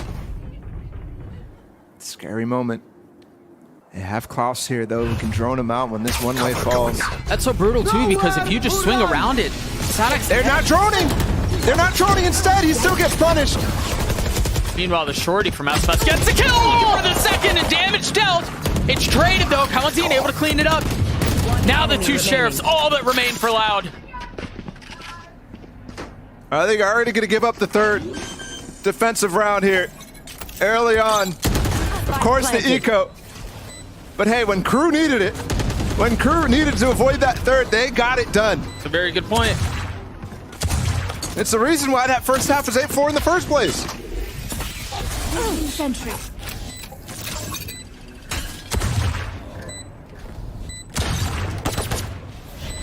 Turret's still around.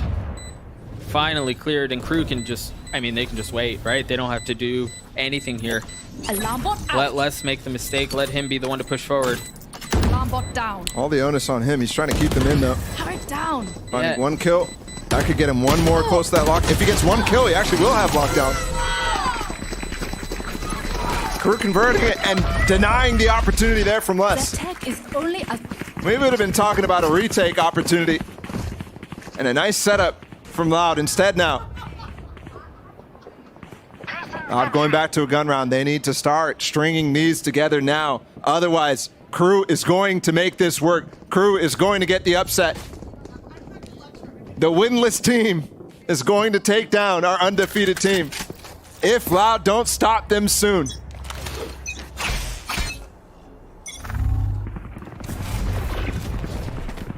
Momentum has to start here, and it has to start now. Deep knife or picked up by Ashedi, who now has his null command online. And you can see the rotation starting to come over from B by Nags and Melser. It seems like they want to end A here. Yep. Sadak priming his knife, getting ready to pop it before this null command suppresses him. Is he going to get it off? Because that could be key. Yeah, well, I mean, but what's the cue, right? Oh, maybe that's it. Yep, off the dart. There it is. The knife hit. But they still managed to wake their way out. Dart coming for Kawanzin. There it is. And they're all lit up, man. A. They're all exposed. But Tui's, who was down to 11 HP, could not find a window to strike. And that smoke faded because of that suppression. He had to throw really early in this case, and Loud clean this up. Deny that no command. Aspas low though, but Melzer does have his ult. If he gets the kill on Aspas, he could definitely make a break for it. Right into the belly.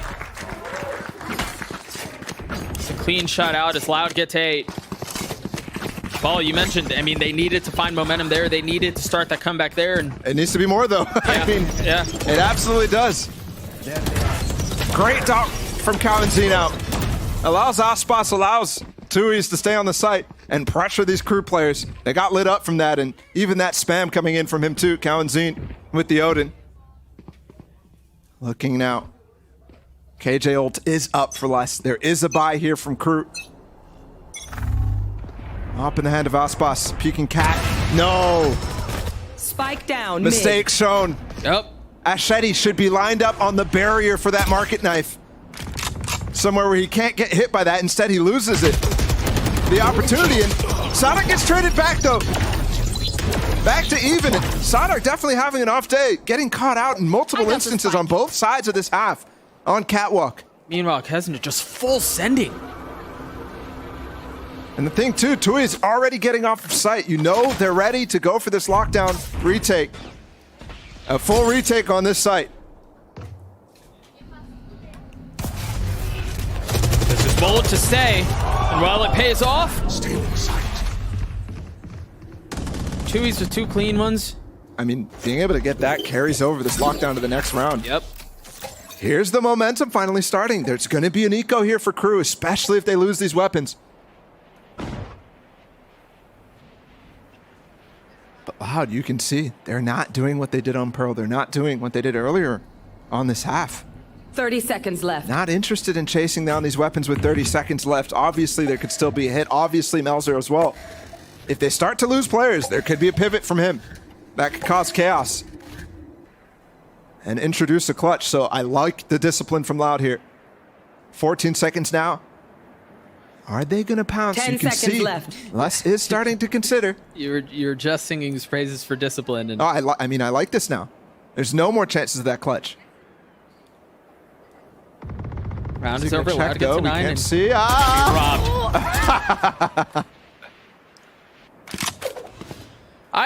even though with that, Loud still kept 3, right? And they dropped 1 weapon from Les, but Yeah, I mean, Les was one of the few guys who had tons of money there. I think also there's one player who can drop, so they're not super worried about that. It does hurt, though, in the long run, in the staying power. I think the biggest problem here, though, is it gives KRU a way to really fight for this round, which should have been an eco if it was clean. yeah, there's more behind it than in theory there should be. You're absolutely right. But Loud have plenty to counter back as well, and I don't just mean in way of weapons. 3 ults here. The lockdown that carried over from the previous round after Tui's got that 2K, and then now they have Sadak's null command as well. Yeah, a lot of tools. They're going to go for this AX Ecto. 4 players to join. He's been caught here before. Tui's backside, gets a duel. Sadak just flashed through door. Keeps Tui's alive, too, and that nade keeps them out of the site. The nade, the ult from Sadak. There's just no real way in. So they have to pivot. They leave Melser and Wine in case he can try to catch someone rotating through. This is still dangerous here, KRU. They did lose a rifle on the site because Kesnet had that in his hands. Counting just spotted him. Oh, the drone tag. There's an Odin. Gotta be careful with that. Ooh, he took a fair bit of damage back. Spike down spike. mid. Meanwhile, Lex died mid, but you're right. Sadak now has the spike before him. Can't hold on to it unless he goes for a flash. He does. And he does. And he gets the kill. He gets them both. And he still maintains control of the 30 spike. Now, seconds. Melser, who we mentioned a couple of moments ago, tucked in Wine, is intended to be a trap, is the last one standing. Now down to 1. Loud doing what KRU did to them in the previous game. Not fully letting go yet. That's crazy, too, because I don't know if Sadak flashes and swings, if not for the molly. Yeah. Right? That was the cue that there could be someone close. Well, he also had that spike down too, so knows he has to recover it. But you're right, the timing given to him. Yeah.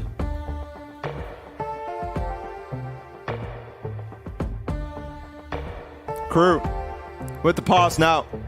Knowing what is ahead of them, knowing if they don't 2-0 him, you've got a very, very angry Loud coming at you on split. I mean, the pressure that puts on you to try to close out right now when you've put yourself in a great position is difficult, but I think they also know history for Loud. I mean, KRU, this is their best map. But prior to that first map, the only map that they had won all season long, on a sense. But this is historically Loud's playground.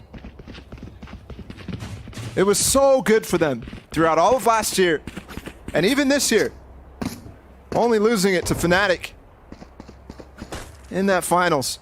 And not dropping it at all in America so far. Turret out. This is their comfort zone. But I have to think this feels very familiar to that EG game. All of a sudden, Loud locked in on the second map, even though it's scrappy.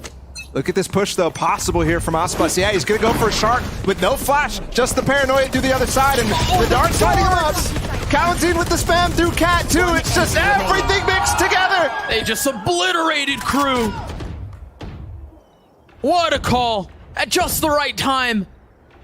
And you've got to expect that sort of thing. It's been in their playbook for so long. I love the mix-up to bring Sadak in with Tui's there instead of throwing his flash down mid. And they give the op to Les, too.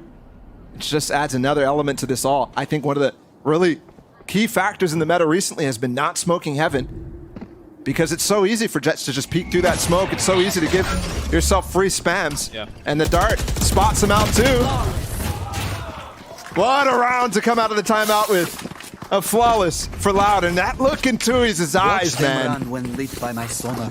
That's Had a rough game 1, but has come alive on this defensive side.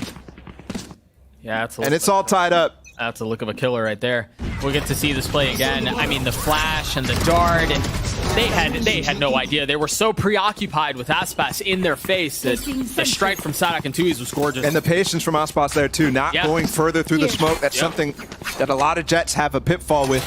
His smoke is safety. Now KRU, again, down to a light buy.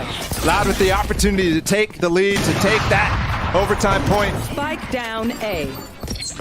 That's the spike again. Melzer can TP to get it out. But I don't know if they want to even commit that on this round. I mean, they're so aggressive here in their posturing. Are they? They're thinking about it here, Doug. Falling back towards B. They're thinking about going into this B site and recovering the spike with the ult.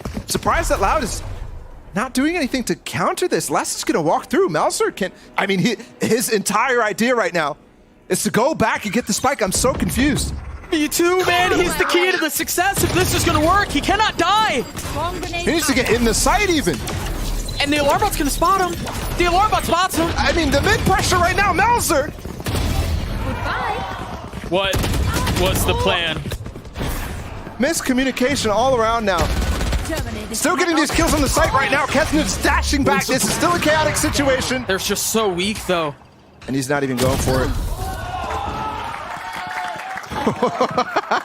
I don't know. Don't even ask me. I don't know. I don't know. Match point. I thought to myself before that, I thought it was an opportunity, an idea, but I thought there's not weaponry here. I don't think you go for that sort of thing when you need to think about securing OT in this next round.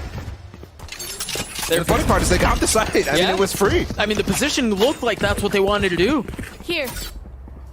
Loud on match point for the first time as well in a long time. Maybe the entire game, the lead for them. And it comes at just the best time. 5 rounds in a row. Look at that really deep smoke out from Tui's. Talk about feeling claustrophobic.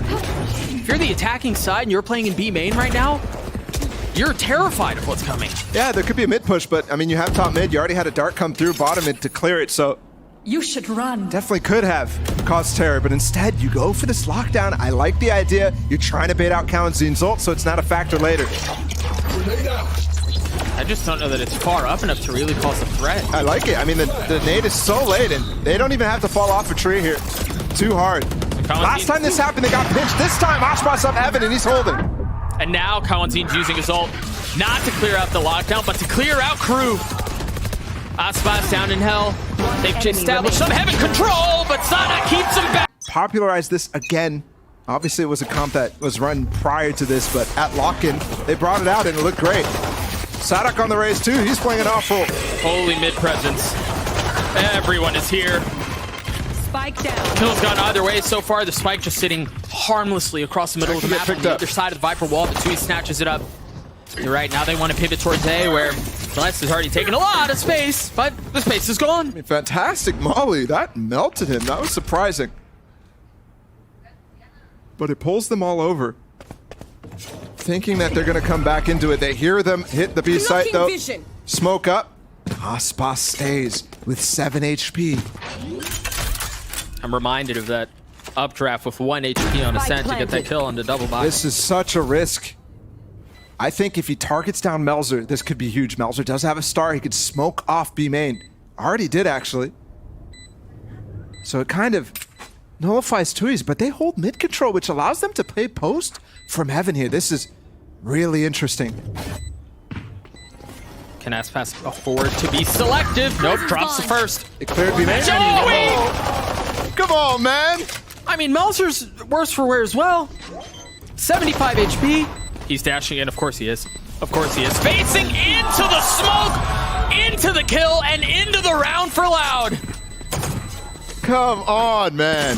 Dude, he just plays at like a different level. That's that long range frenzy too. You're right, man. The desk touched on the map 2s from him.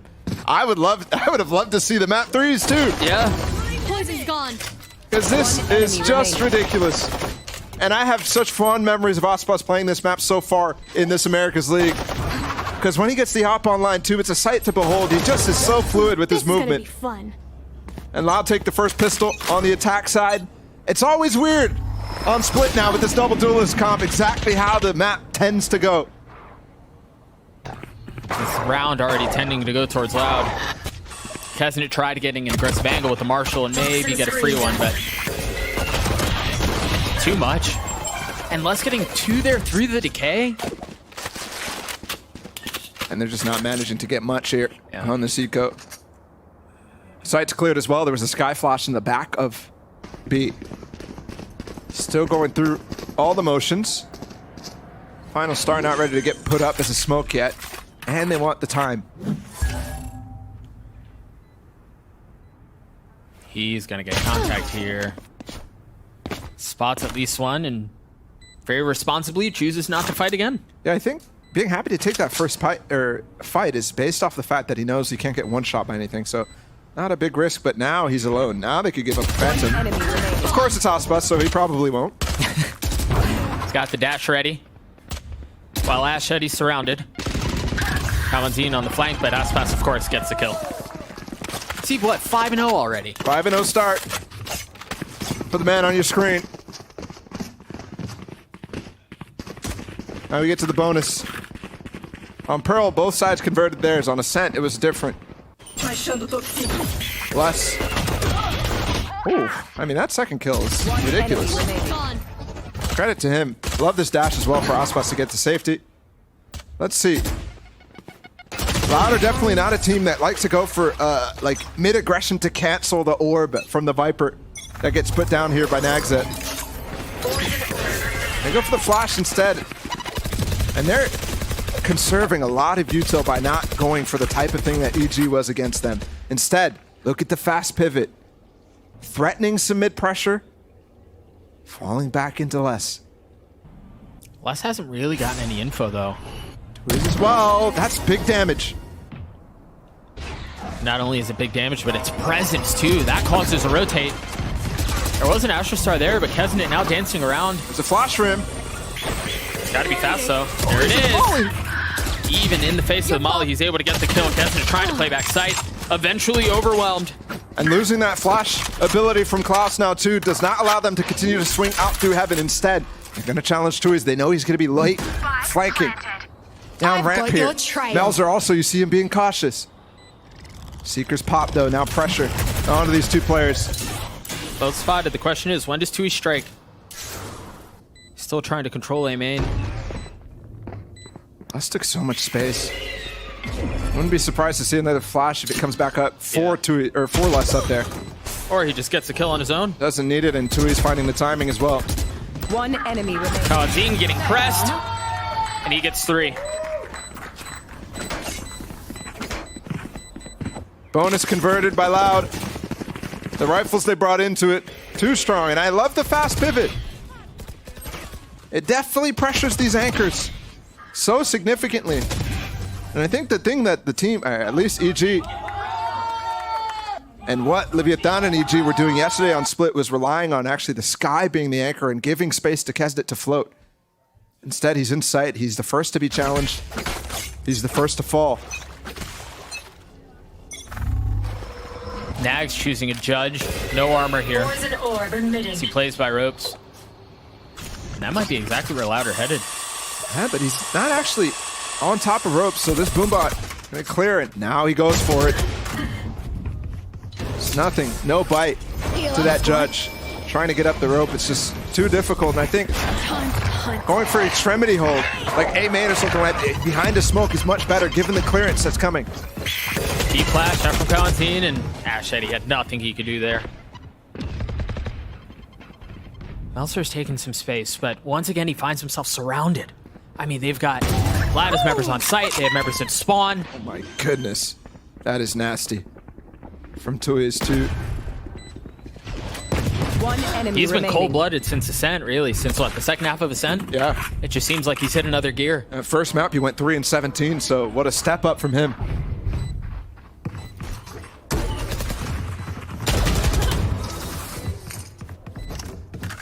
Four and 0. What a start. And Aspas with another multi-kill round. Just continuing to pile them up. Is that every round? That's almost every round. I'm not sure about the bonus, but disgusting from him. And that mid play is so tough too because Kawazine was technically closer than Aspas, but he was blocked by the model of the judge. He didn't see him. Oh, really? And so the only angle he took was onto Aspas. Which is just tough, you know, maybe if he spots the other one. Yeah, unlucky at the end of the day. That's one of the things that I was saying. I think the judge positioning could have been slightly better in that. Sure, yeah. Oh, it's just an eco, not a big deal. He does have that. Does get time now for Kezen to get this op online. And this could be the first time out early here for KRU. 4-0 start, definitely not one they want to go up against. It's not the end of the world. Either way. I did get confirmation 3 out of the 4 rounds so far. He's gotten a multi-kill. That's not too bad. 8-1 for Aspas. What a start.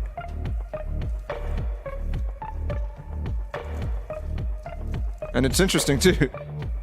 Talking about the multi-kills. Aspas, clearly, I think for most, the best player in the Americas League right now. He has .27 multi-kills per round. That's easily the highest. So the impact that this guy can have, the swinginess that he can have, a quarter of rounds, he's getting a multi-kill. Which is a round where he gets 2 kills or more. Yeah, just dumb.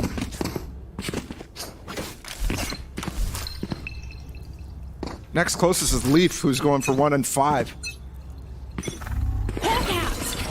Aspas has as many kills as KRU does combined. Okay. That should tell you everything. Again, this is where push comes to shove now. Crew need to find some way back into this, but the pressure's already on this B side. Remember, mid pressure into a hit. Ospas up and over.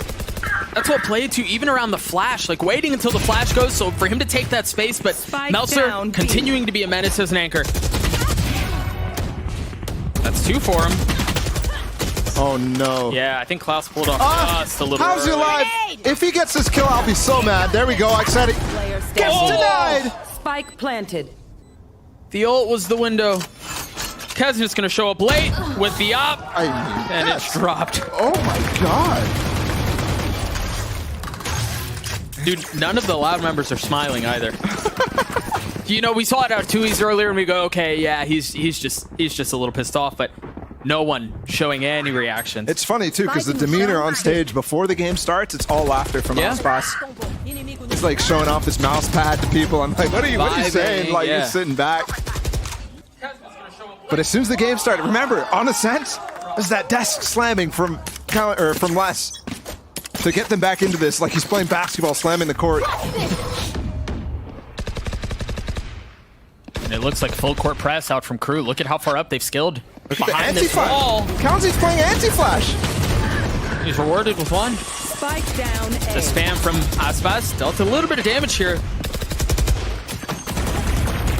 I don't know how he still gets 1 out of Sadak. That's insane. I mean, that's really quick too. Yeah. He's going back for more. Of course he is. Kesnit's crazy. They've got advantage on the eco. But do not bite off more than you can chew here. The problem here, no guns recovered. They couldn't get deep enough. And the judge again, Les avoids it. Different angle here, just threatening and waiting. Biding time for someone to push him up ramps. But I don't know that they're going to. Want to fight it? And it's going to be so much harder to find value Oh, with that Tui, judge. he's in trouble. Yep, he's gone up a bit too far. Oh Found gosh. him. Get away. They're getting the pit though. But that judge could come up big. They need to get in. Oh, the team flash! Oh my no. gosh. Aspas finding it with the shorty. Nags, Everybody has shorties here for Loud. of course, in the pit. It's just going to be chaotic. One enemy Kazir remaining. trying to spam into the pit with knives, and that's a difficult ask. One enemy remaining. I mean, that's going to make the frag movie. It makes the highlight reel. But, I mean, yeah, that was pretty okay. It makes everybody gasp for a second. I wonder, though, if there's actually room to breathe here for Crew. It doesn't feel like it. They recover a 3v5. On their anti-eco, sure, that's where that stat gets padded for most teams. But still, it felt like they had that. It felt like they were about to pinch Tui's. But Tui's makes the mad dash back in the pit, and Loud, sometimes they make these split-second decisions. Uh-oh, that's too aggressive. He's going to get hunted down! Oh, but Klaus was there for cover! He's still outside of the pit, though. And he can't safely get back to put it back up. Yeah, he's giving it up now, too. But this Trailblazer's buying time, and Kesnit gets a kill with it. Spamming on where the Trailblazer finds it. So Loud find themselves back in a 3v5, just like last round. But the gun's here for Crew. Signs of life now. Situation slightly different here. Klaus flash. Kesnit dead. I mean, there's no not way. Again. Cow and Xena is such a monster in these situations. Nags? No way. Dude, on demand, Loud start with a ridiculous lead here, and they're probably getting up to 7 right now. Look at the flank from Les again. He's consistently in screens, man. You called it, too. It was different. It's a different 3v5, but they don't drop a single member. I love this. Loud is putting on a show. 7-0 first half so far on attack side split. What can these teams in the Americas League do? I mean, they push them as hard as they can, but then Loud take off the training wheels. They take off the training weight. Yeah, what anime is that? Where are you gonna be able to help me here? Where there are weights on the ankles and he drops them and the smoke comes up. And what anime is that? Help me. Dragon Ball? I mean, what? Dragon? No, it's not Dragon Ball. It's every anime of all time, bro. That's a good point. Now, Crew choosing to go aggressive towards B this time, and they've left 2, potentially even a 3rd. Nags, I mean, so many times he's gone for the judge. The timing is so unlucky. Is it Naruto? Maybe. It might be. It might be. Someone will tell us on Twitter, I'm sure. Toxins going up. Nags once again getting pressed. He's got the judge. He's going to have a Oh, lot we of go. targets Finally, here. Finally, there it is. Spike down down 2. mid. Sonic has to recover. Can you? Yes. I was not expecting to say yes. I was expecting to say no. I wasn't either. Less again. If they bring this one back, I'm going to lose my mind. Crew might as well. Oh, dear. All right, that secures it, surely. Surely. Yeah. Surely. Yeah. Sadak gets a spike down. He has the ult. It's a 2v3, and he's weak. Somebody out. Les is going to find really nice timing here as long as he's patient. They're running away. They're scattering into less. There's no way. It's planted for heaven, too. Are they? The time bought. This damage done. He's playing for the molly as well. And Les is going to find timing. He's going to find value. Last player standing. No, they can't do it. Kills found. And crew will avoid the same fate that we saw last week. Thrifty. They will avoid the 0-round win and get to the first. It's funny, it's on a Thrifty again. Yeah. I mean, these last 4 rounds I feel like have been 3v5, 4v5, just advantage squandered. Yeah, they've been messy. They've been very messy. I'm wondering if LOUD there, I mean, getting way too comfortable in that situation. They go back into that judge, try to drop down on Nags, but he just makes quick work of Ospas.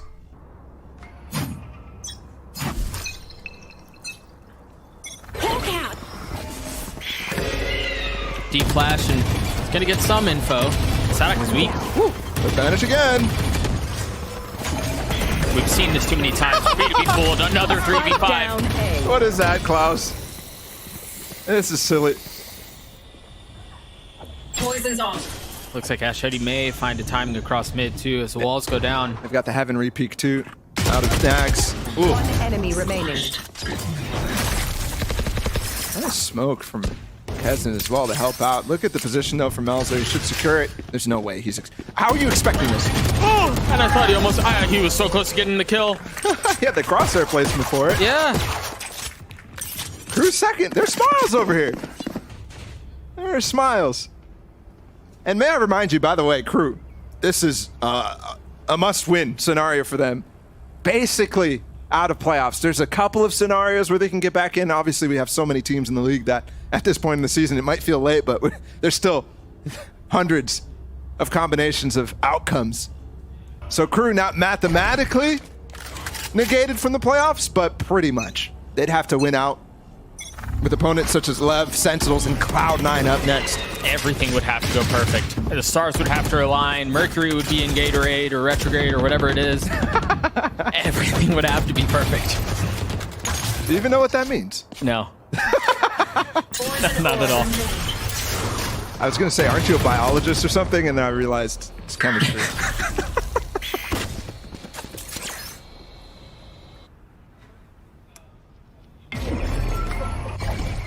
Blocking vision. Mid presence from LOUD. A little bit of spam through. And they've threatened this area of the map a couple of times. No judge here, though. Seekers got stuck for a little bit. They're so silly around those ropes.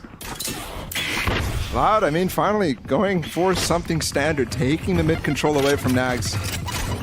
And Nags have been really passive on that approach, but look at this double up setup. One player on the pillar, one player in main. They're never going to expect this. And then one in spawn, too. Well, the first is down. I mean, they don't need to expect it if they're taking down everybody else. Oh! Woo! He was cold! Melzer in main, too. He's pressuring Kawanzini. Has to go up new box. And Crew have just put together 3 in a row. All of a sudden, they're still in this. Dude, that snap from Klaus was filthy. Disgusting.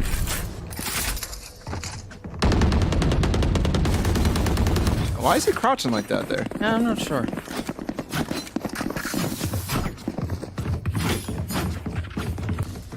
A lot of slowly. Actually, quickly. Lost their grip. 3 in a row now for KRU. Timeout called from Loud. Boom, bro. That's nasty stuff. That looked magnetic. I mean, just snapped right onto him. One enemy remaining. And then we see that Melzer just trying his best to find Collins, who's running away from him. Okay. We'll ignore that one. I feel like Loud just in that last round did go back to the standard approach. We're taking mid-control, forcing the Viper to fall off, and forcing an advantage then on the split, which is where their bread and butter was. Throughout the majority of their split attack sides up to this point. But recognizing early KRU wants to go for that, let's try to abuse the weaknesses of the 1-3-1 setup on defense. And just pushing up on one of the sites. Again, I think that shifted in the last round. Let's see if Fraud agrees with that shift or he wants to go back towards sending it on the sites. I mean, they did get to 7 because of that. Earlier on, shifting of their approach and their game plan.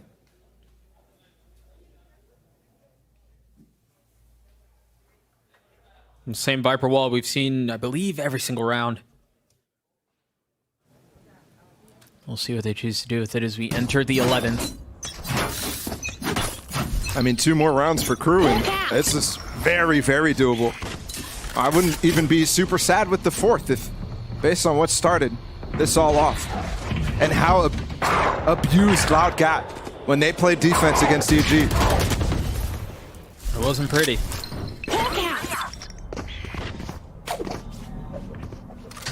I wonder here too. Tui's just waiting for this B main aggression. Grenade! He's 1 point off his ult. Last is 1 point off his ult as well. That's so close. I think one more bullet would have taken him down. Yeah, 7 HP. Let's go get the heal from Klaus. Poison's off. Meet up and spawn. Trailblazer to follow up, but this is just a feint right now. I know they have the— oh no! That's a brutal way to go. I mean, Welcome to the show, kid. wasn't he just getting healed? Yes. Ay. Poison's on.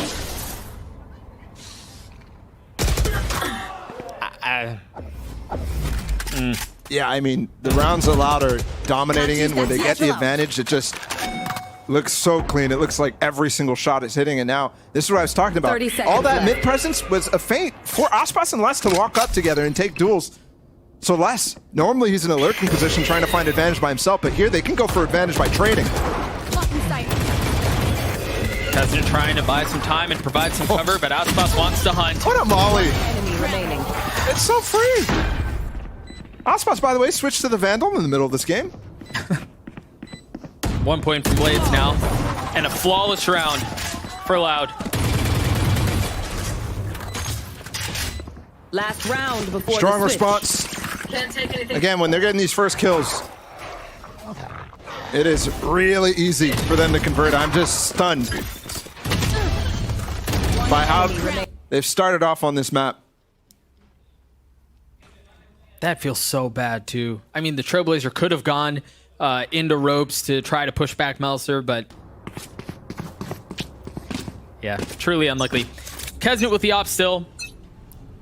And it looks like he's going to peek down a main off that deep flash. Confirmation that someone's close by. Aspas is here with Blades, but Kesnut's close by, and off the Trailblazer. Get some confirmation on where they are. The dash procced.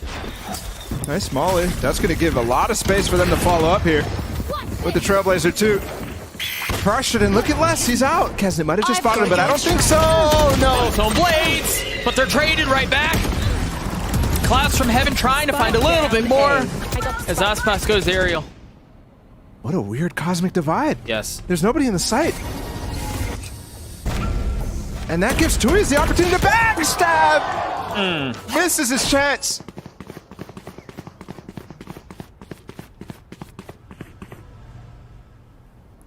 Two v 4. I mean, these situations have been really good for Loud so far. They've won 3 out of 5 of the 4v5s. Two 3v5s have won as well. It comes down to these moments late where they 30 whittle it seconds down. left. Grenade!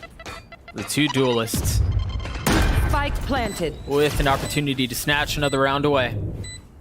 There are IGL involved too. Aspas does not have a dash, but he does have the knives. Sadak does have two satchels, so a little bit of mobility in play here.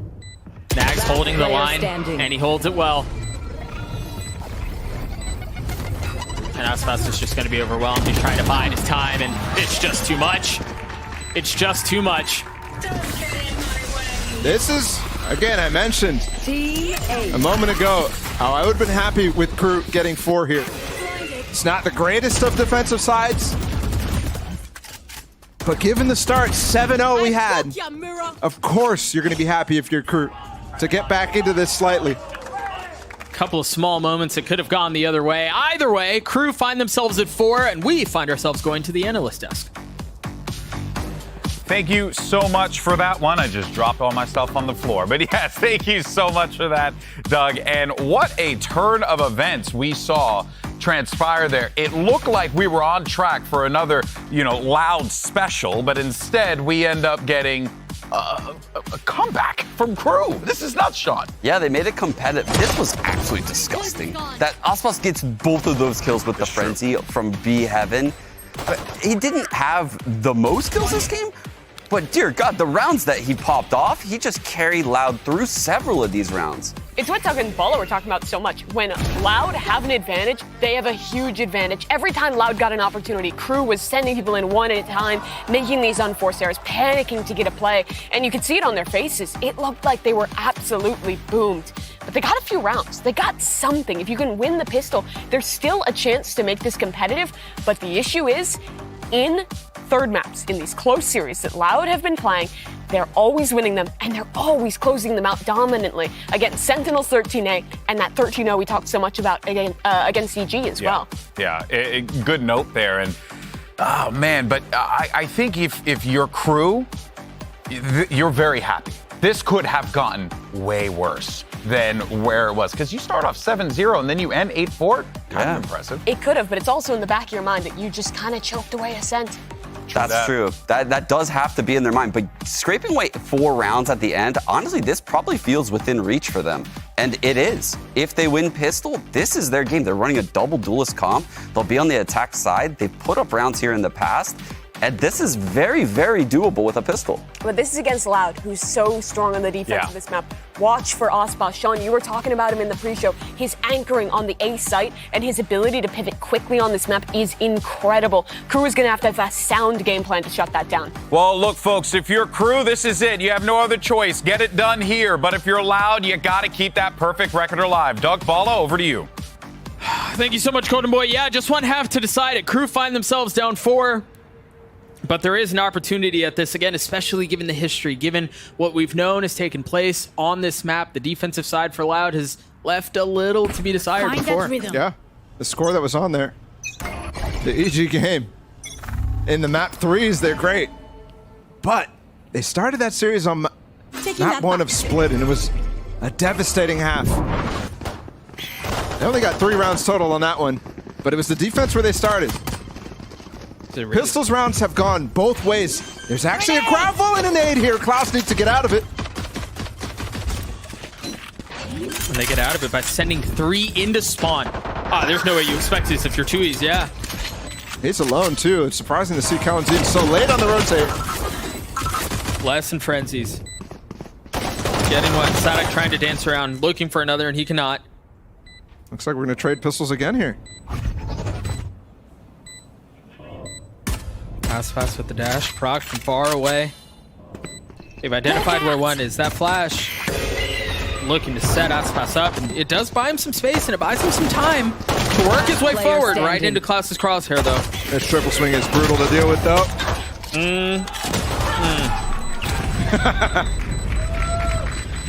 And again, each map has gone 1-1 on pistols. That's where it started. The Desk was touching on it. With a pistol win, this is very doable. Without that, very difficult. Yeah. Still probably doable. But very nice. I like that smoke, too. Enemy remaining. Out of Melzer to help the players get back out of spawn. That's really nice. Little addition to that spawn push that had such success on catching Tui's.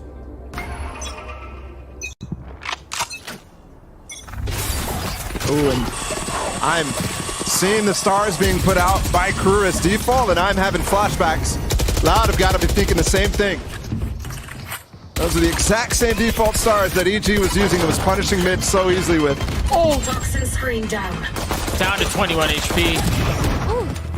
They've gone back and forth here, which you do not want if you're KRU. This is not safe. One enemy remaining. Good catch out of Kesnet. Peppered and disposed of his last as Kesnet gets 3 on the round. I'm amped. Let's Placing go. himself in the I same got things to position do. that Ashpas did have on that first half as well. Kesnet starting off with multiple multi-kills.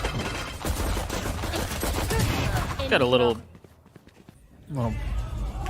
swagger, a little attitude out of KRU at the end of that round there as well. Yeah. I mean, it was funny because, like I said, in that first half, they were the ones laughing on the other side of the stage. Crazy. The situation that was in front of them, they're actually, they look comfortable right now. Hey.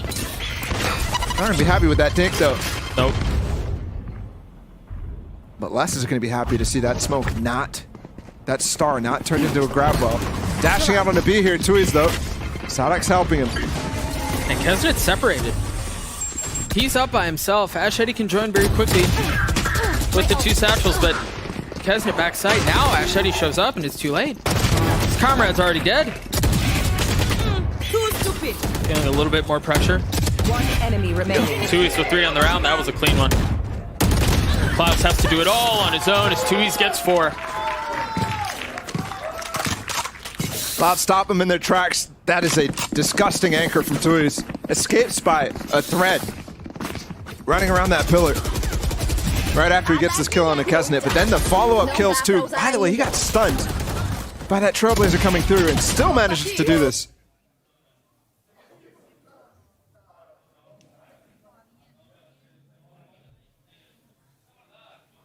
Continue to touch on the fact that Tui's had such a rough map 1. 3 kills total, 3 and 17. But now here, the guy is alive and well. He was so good on Ascent. Part of the reason why they were able to close that map out and hit that comeback. Oh, this is really close to them. But there is help. Second flash and the swing, but they had gotten so much time that they could tuck behind the wall and the flash not mean a thing. I thought the timing was good for them to go for that re-clear on ramp, but it just wasn't. They get punished again. That was another place where they were getting punished by EG.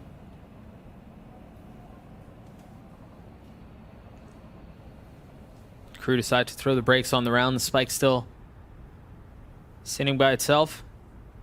Not in tow with anyone as they find themselves in a numbers advantage. They're stacking, Doug. All 4 players going over to Sadak with the judge. He's called it. What's the read, though? Just fully expecting based off of the re-clear on A ramp. And KRU is not falling for this. Not of their own choice. They're not looking for info, but they were planning on going for a split anyway. So Sadak makes the wrong call. And I'm really surprised, too, that Les in his position couldn't hear any of that. I thought he might hear them going down ropes, Thunder putting their way in the rotate. He heard a little something. That's why the rotate's coming before the spike even comes down. Now the spike planted, though. There is a cosmic divide, but I wouldn't be surprised to see Loud decide to save even after 1 mistake here. Wait, Sadak is ahead of this. He's got to judge. He knows there's someone close. He They're knows backing someone's off close. right now. They're backing off, and the player spawner not taking any space, so that could have been a mistake there. Out of Nags, that forced Loud to go back for it. What a call. I mean, it's uncharacteristic for Loud to go for such a gamble. But felt that losing Kalanzine was way too much. Honestly, it might have been that they felt that Aspas wasn't in his position with the HP that he had to hold A by himself. Yeah. He didn't have his dash either. And KRU immediately respond after not able to convert the bonus, but this is a tough spot. 4 weapons saved.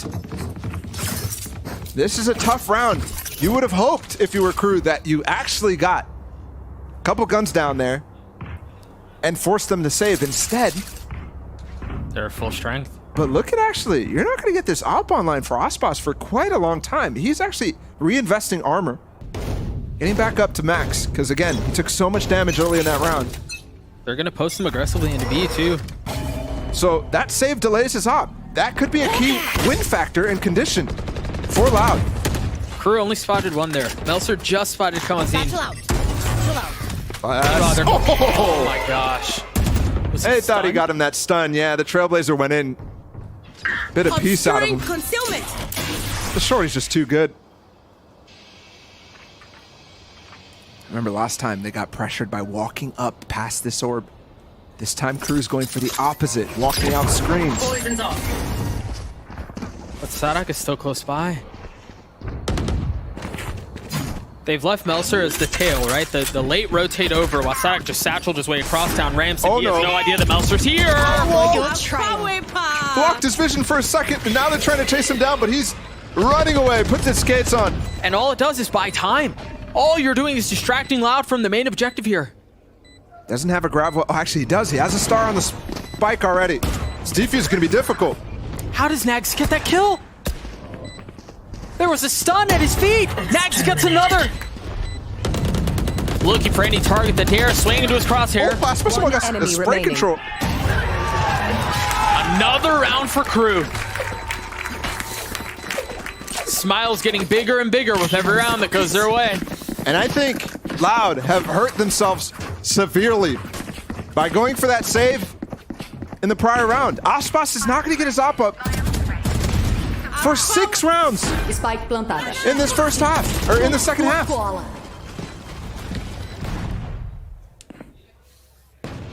He might not even have it next. Going for the shorty in a smoke. But there's 3 players here. Out a lot on this defense of A, and KRU is definitely continuing to bring the fight towards this A side. Gotta feel out the eco though. It's Tui's a smoke. Whew. Well, he knows there's presence now. There's a gap. There's a pocket. It's gonna go unchecked. It's ridiculous. Oh no! He still gets one and gets away. Got the Vandal. That's just criminal. But Kesnet on the trade. Now Les has picked up the weapon and instantly gets put back down. Loud's gonna give up the lead here. A big attempt at that. Aspas had the opportunity. But it is tied up. And I have to say, we hear the applause right now, but on this Monday, the players on stage, I'm hearing them so loud. The KRU players are feeling it.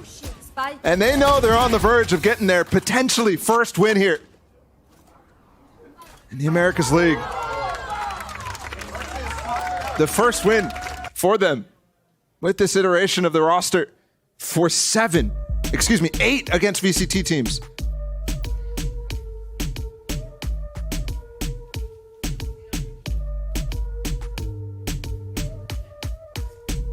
Timeout for Loud. And I do have to say, immediately I'm seeing Aspas does have the money for an op. Has money for light armor with the op. Maybe that's a difference maker. Yeah. Key win condition is getting him an op in the hands. And they've lacked it for 5 on the second half. Defense so far looks like it's going to continue to be a struggle point for Loud on split. Yeah. KRU is pushing them. Every single map has been close. I mean, we thought, don't forget, this was a 7-0 start from Loud. 7-0, they've only won 2 rounds since. That just seems like an eternity ago. This was a disgusting comeback from KRU.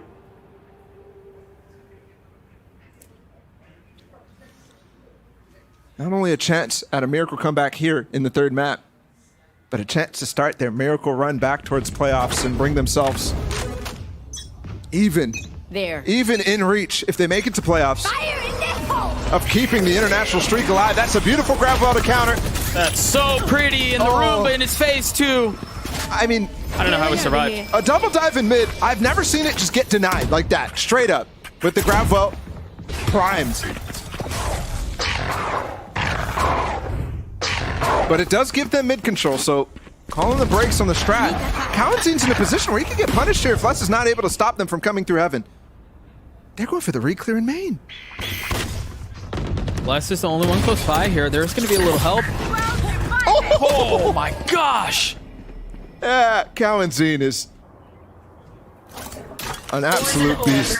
This does go back to, I believe you were the one who said this earlier, it feels like when LOUD are winning their rounds, it's just dominant, right? They just obliterate their opponents. It's clean. Yeah. I said that in the first half. I don't know if I'm feeling the same here in the second half. But you're right. I mean, this is an example of that. Yeah. I'll have a chance at a flawless one. Klaus and Kesnet, the only two that remain. 30 seconds left. Aspas is going to be feeling some of this pressure with the op, but he's put himself in a position where he can get away. This is terrible for him. Well, is he going to get away? Dancing around the walls and the flashes. Oh, Sadak. Okay. Yeah. I mean, that was not Sadak. We'll have to see that one from his POV. He doesn't even react, man.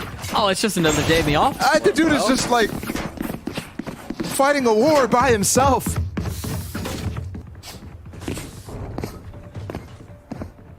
I hope we get to see that from his POV to see what that last one looked like. I'm betting it's a no-scope. Here's Sadak saving him. Just at the right time, too, man. Oh, my goodness. Loud clap back, get the lead. As soon as Aspas gets the op. It wasn't the major factor, but it was a big one. Kesnet's going to be here by himself. And it's interesting, too, because if Kesnet shows himself, they can get this hit, but it's going towards B, and they're actually going first, so Kesnet's a lurker here. Yeah, but you can see the pings on the minimap. I think they know. You are divided. Astral out. Yeah, Aspas must have spotted him. Everyone leaving except for Aspas. Now the pit. Is that enough to pull him off? Showstopper going straight into it. Sadak? He knows he's in the pit. Can he get the kill? Yes, he can. Pit now down. By the way, Jets continue to fight A. Aspas still holding against Kesnet right now, but he's in big trouble. That flash that spotted there was a player through that wall now forces him to be in a pinch and play out of this. Sadak has to save him again. Do they clear him, though? I don't know why you would. They vacated the space! And now Blade's on for Aspas! Last player standing. Soul shots. What a mess. What a mess. Up online for Aspas, now 2 in a row for Loud. And Tui's has still got that look in his eyes. Oh my goodness. They invested the pit, the Viper's pit, they invested the Cosmic Divide. That's a costly round. Final timeout for KRU. Final chance to recoup and figure out how to neutralize Aspas's op. I don't feel like the setups have been focused around that. That last call to have Kesnet walk past the Viper wall into that cubby and go for that B fake. It did put him in a precarious position, but they weren't really focused on the idea of clearing Aspas off of ramp. Yep. They didn't know he was there, so that's the big thing. It's really difficult to find where Aspas is going to be opping. But at this point, the conversation has to be around that op. He's such a dominant player. He's such a crucial factor to bring down this tower of Loud.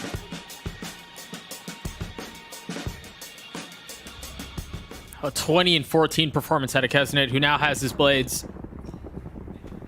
Yeah, but they're forcing into this. Forcing into this with Kesnet's knives. Klaus forcing a Bulldog light armor. That's all he can afford. 3 players can afford rifles, though. Looking to see where Les wants to use this. He did put that wall that's been so good, actually, for Loud, which is actually different. It's slightly deeper back into the defense, so he's putting down that orb. Viper pit in mid. Leaves Tui's back tight. Hasn't been cleared. I mean, between him and Aspas, that's as good as it gets.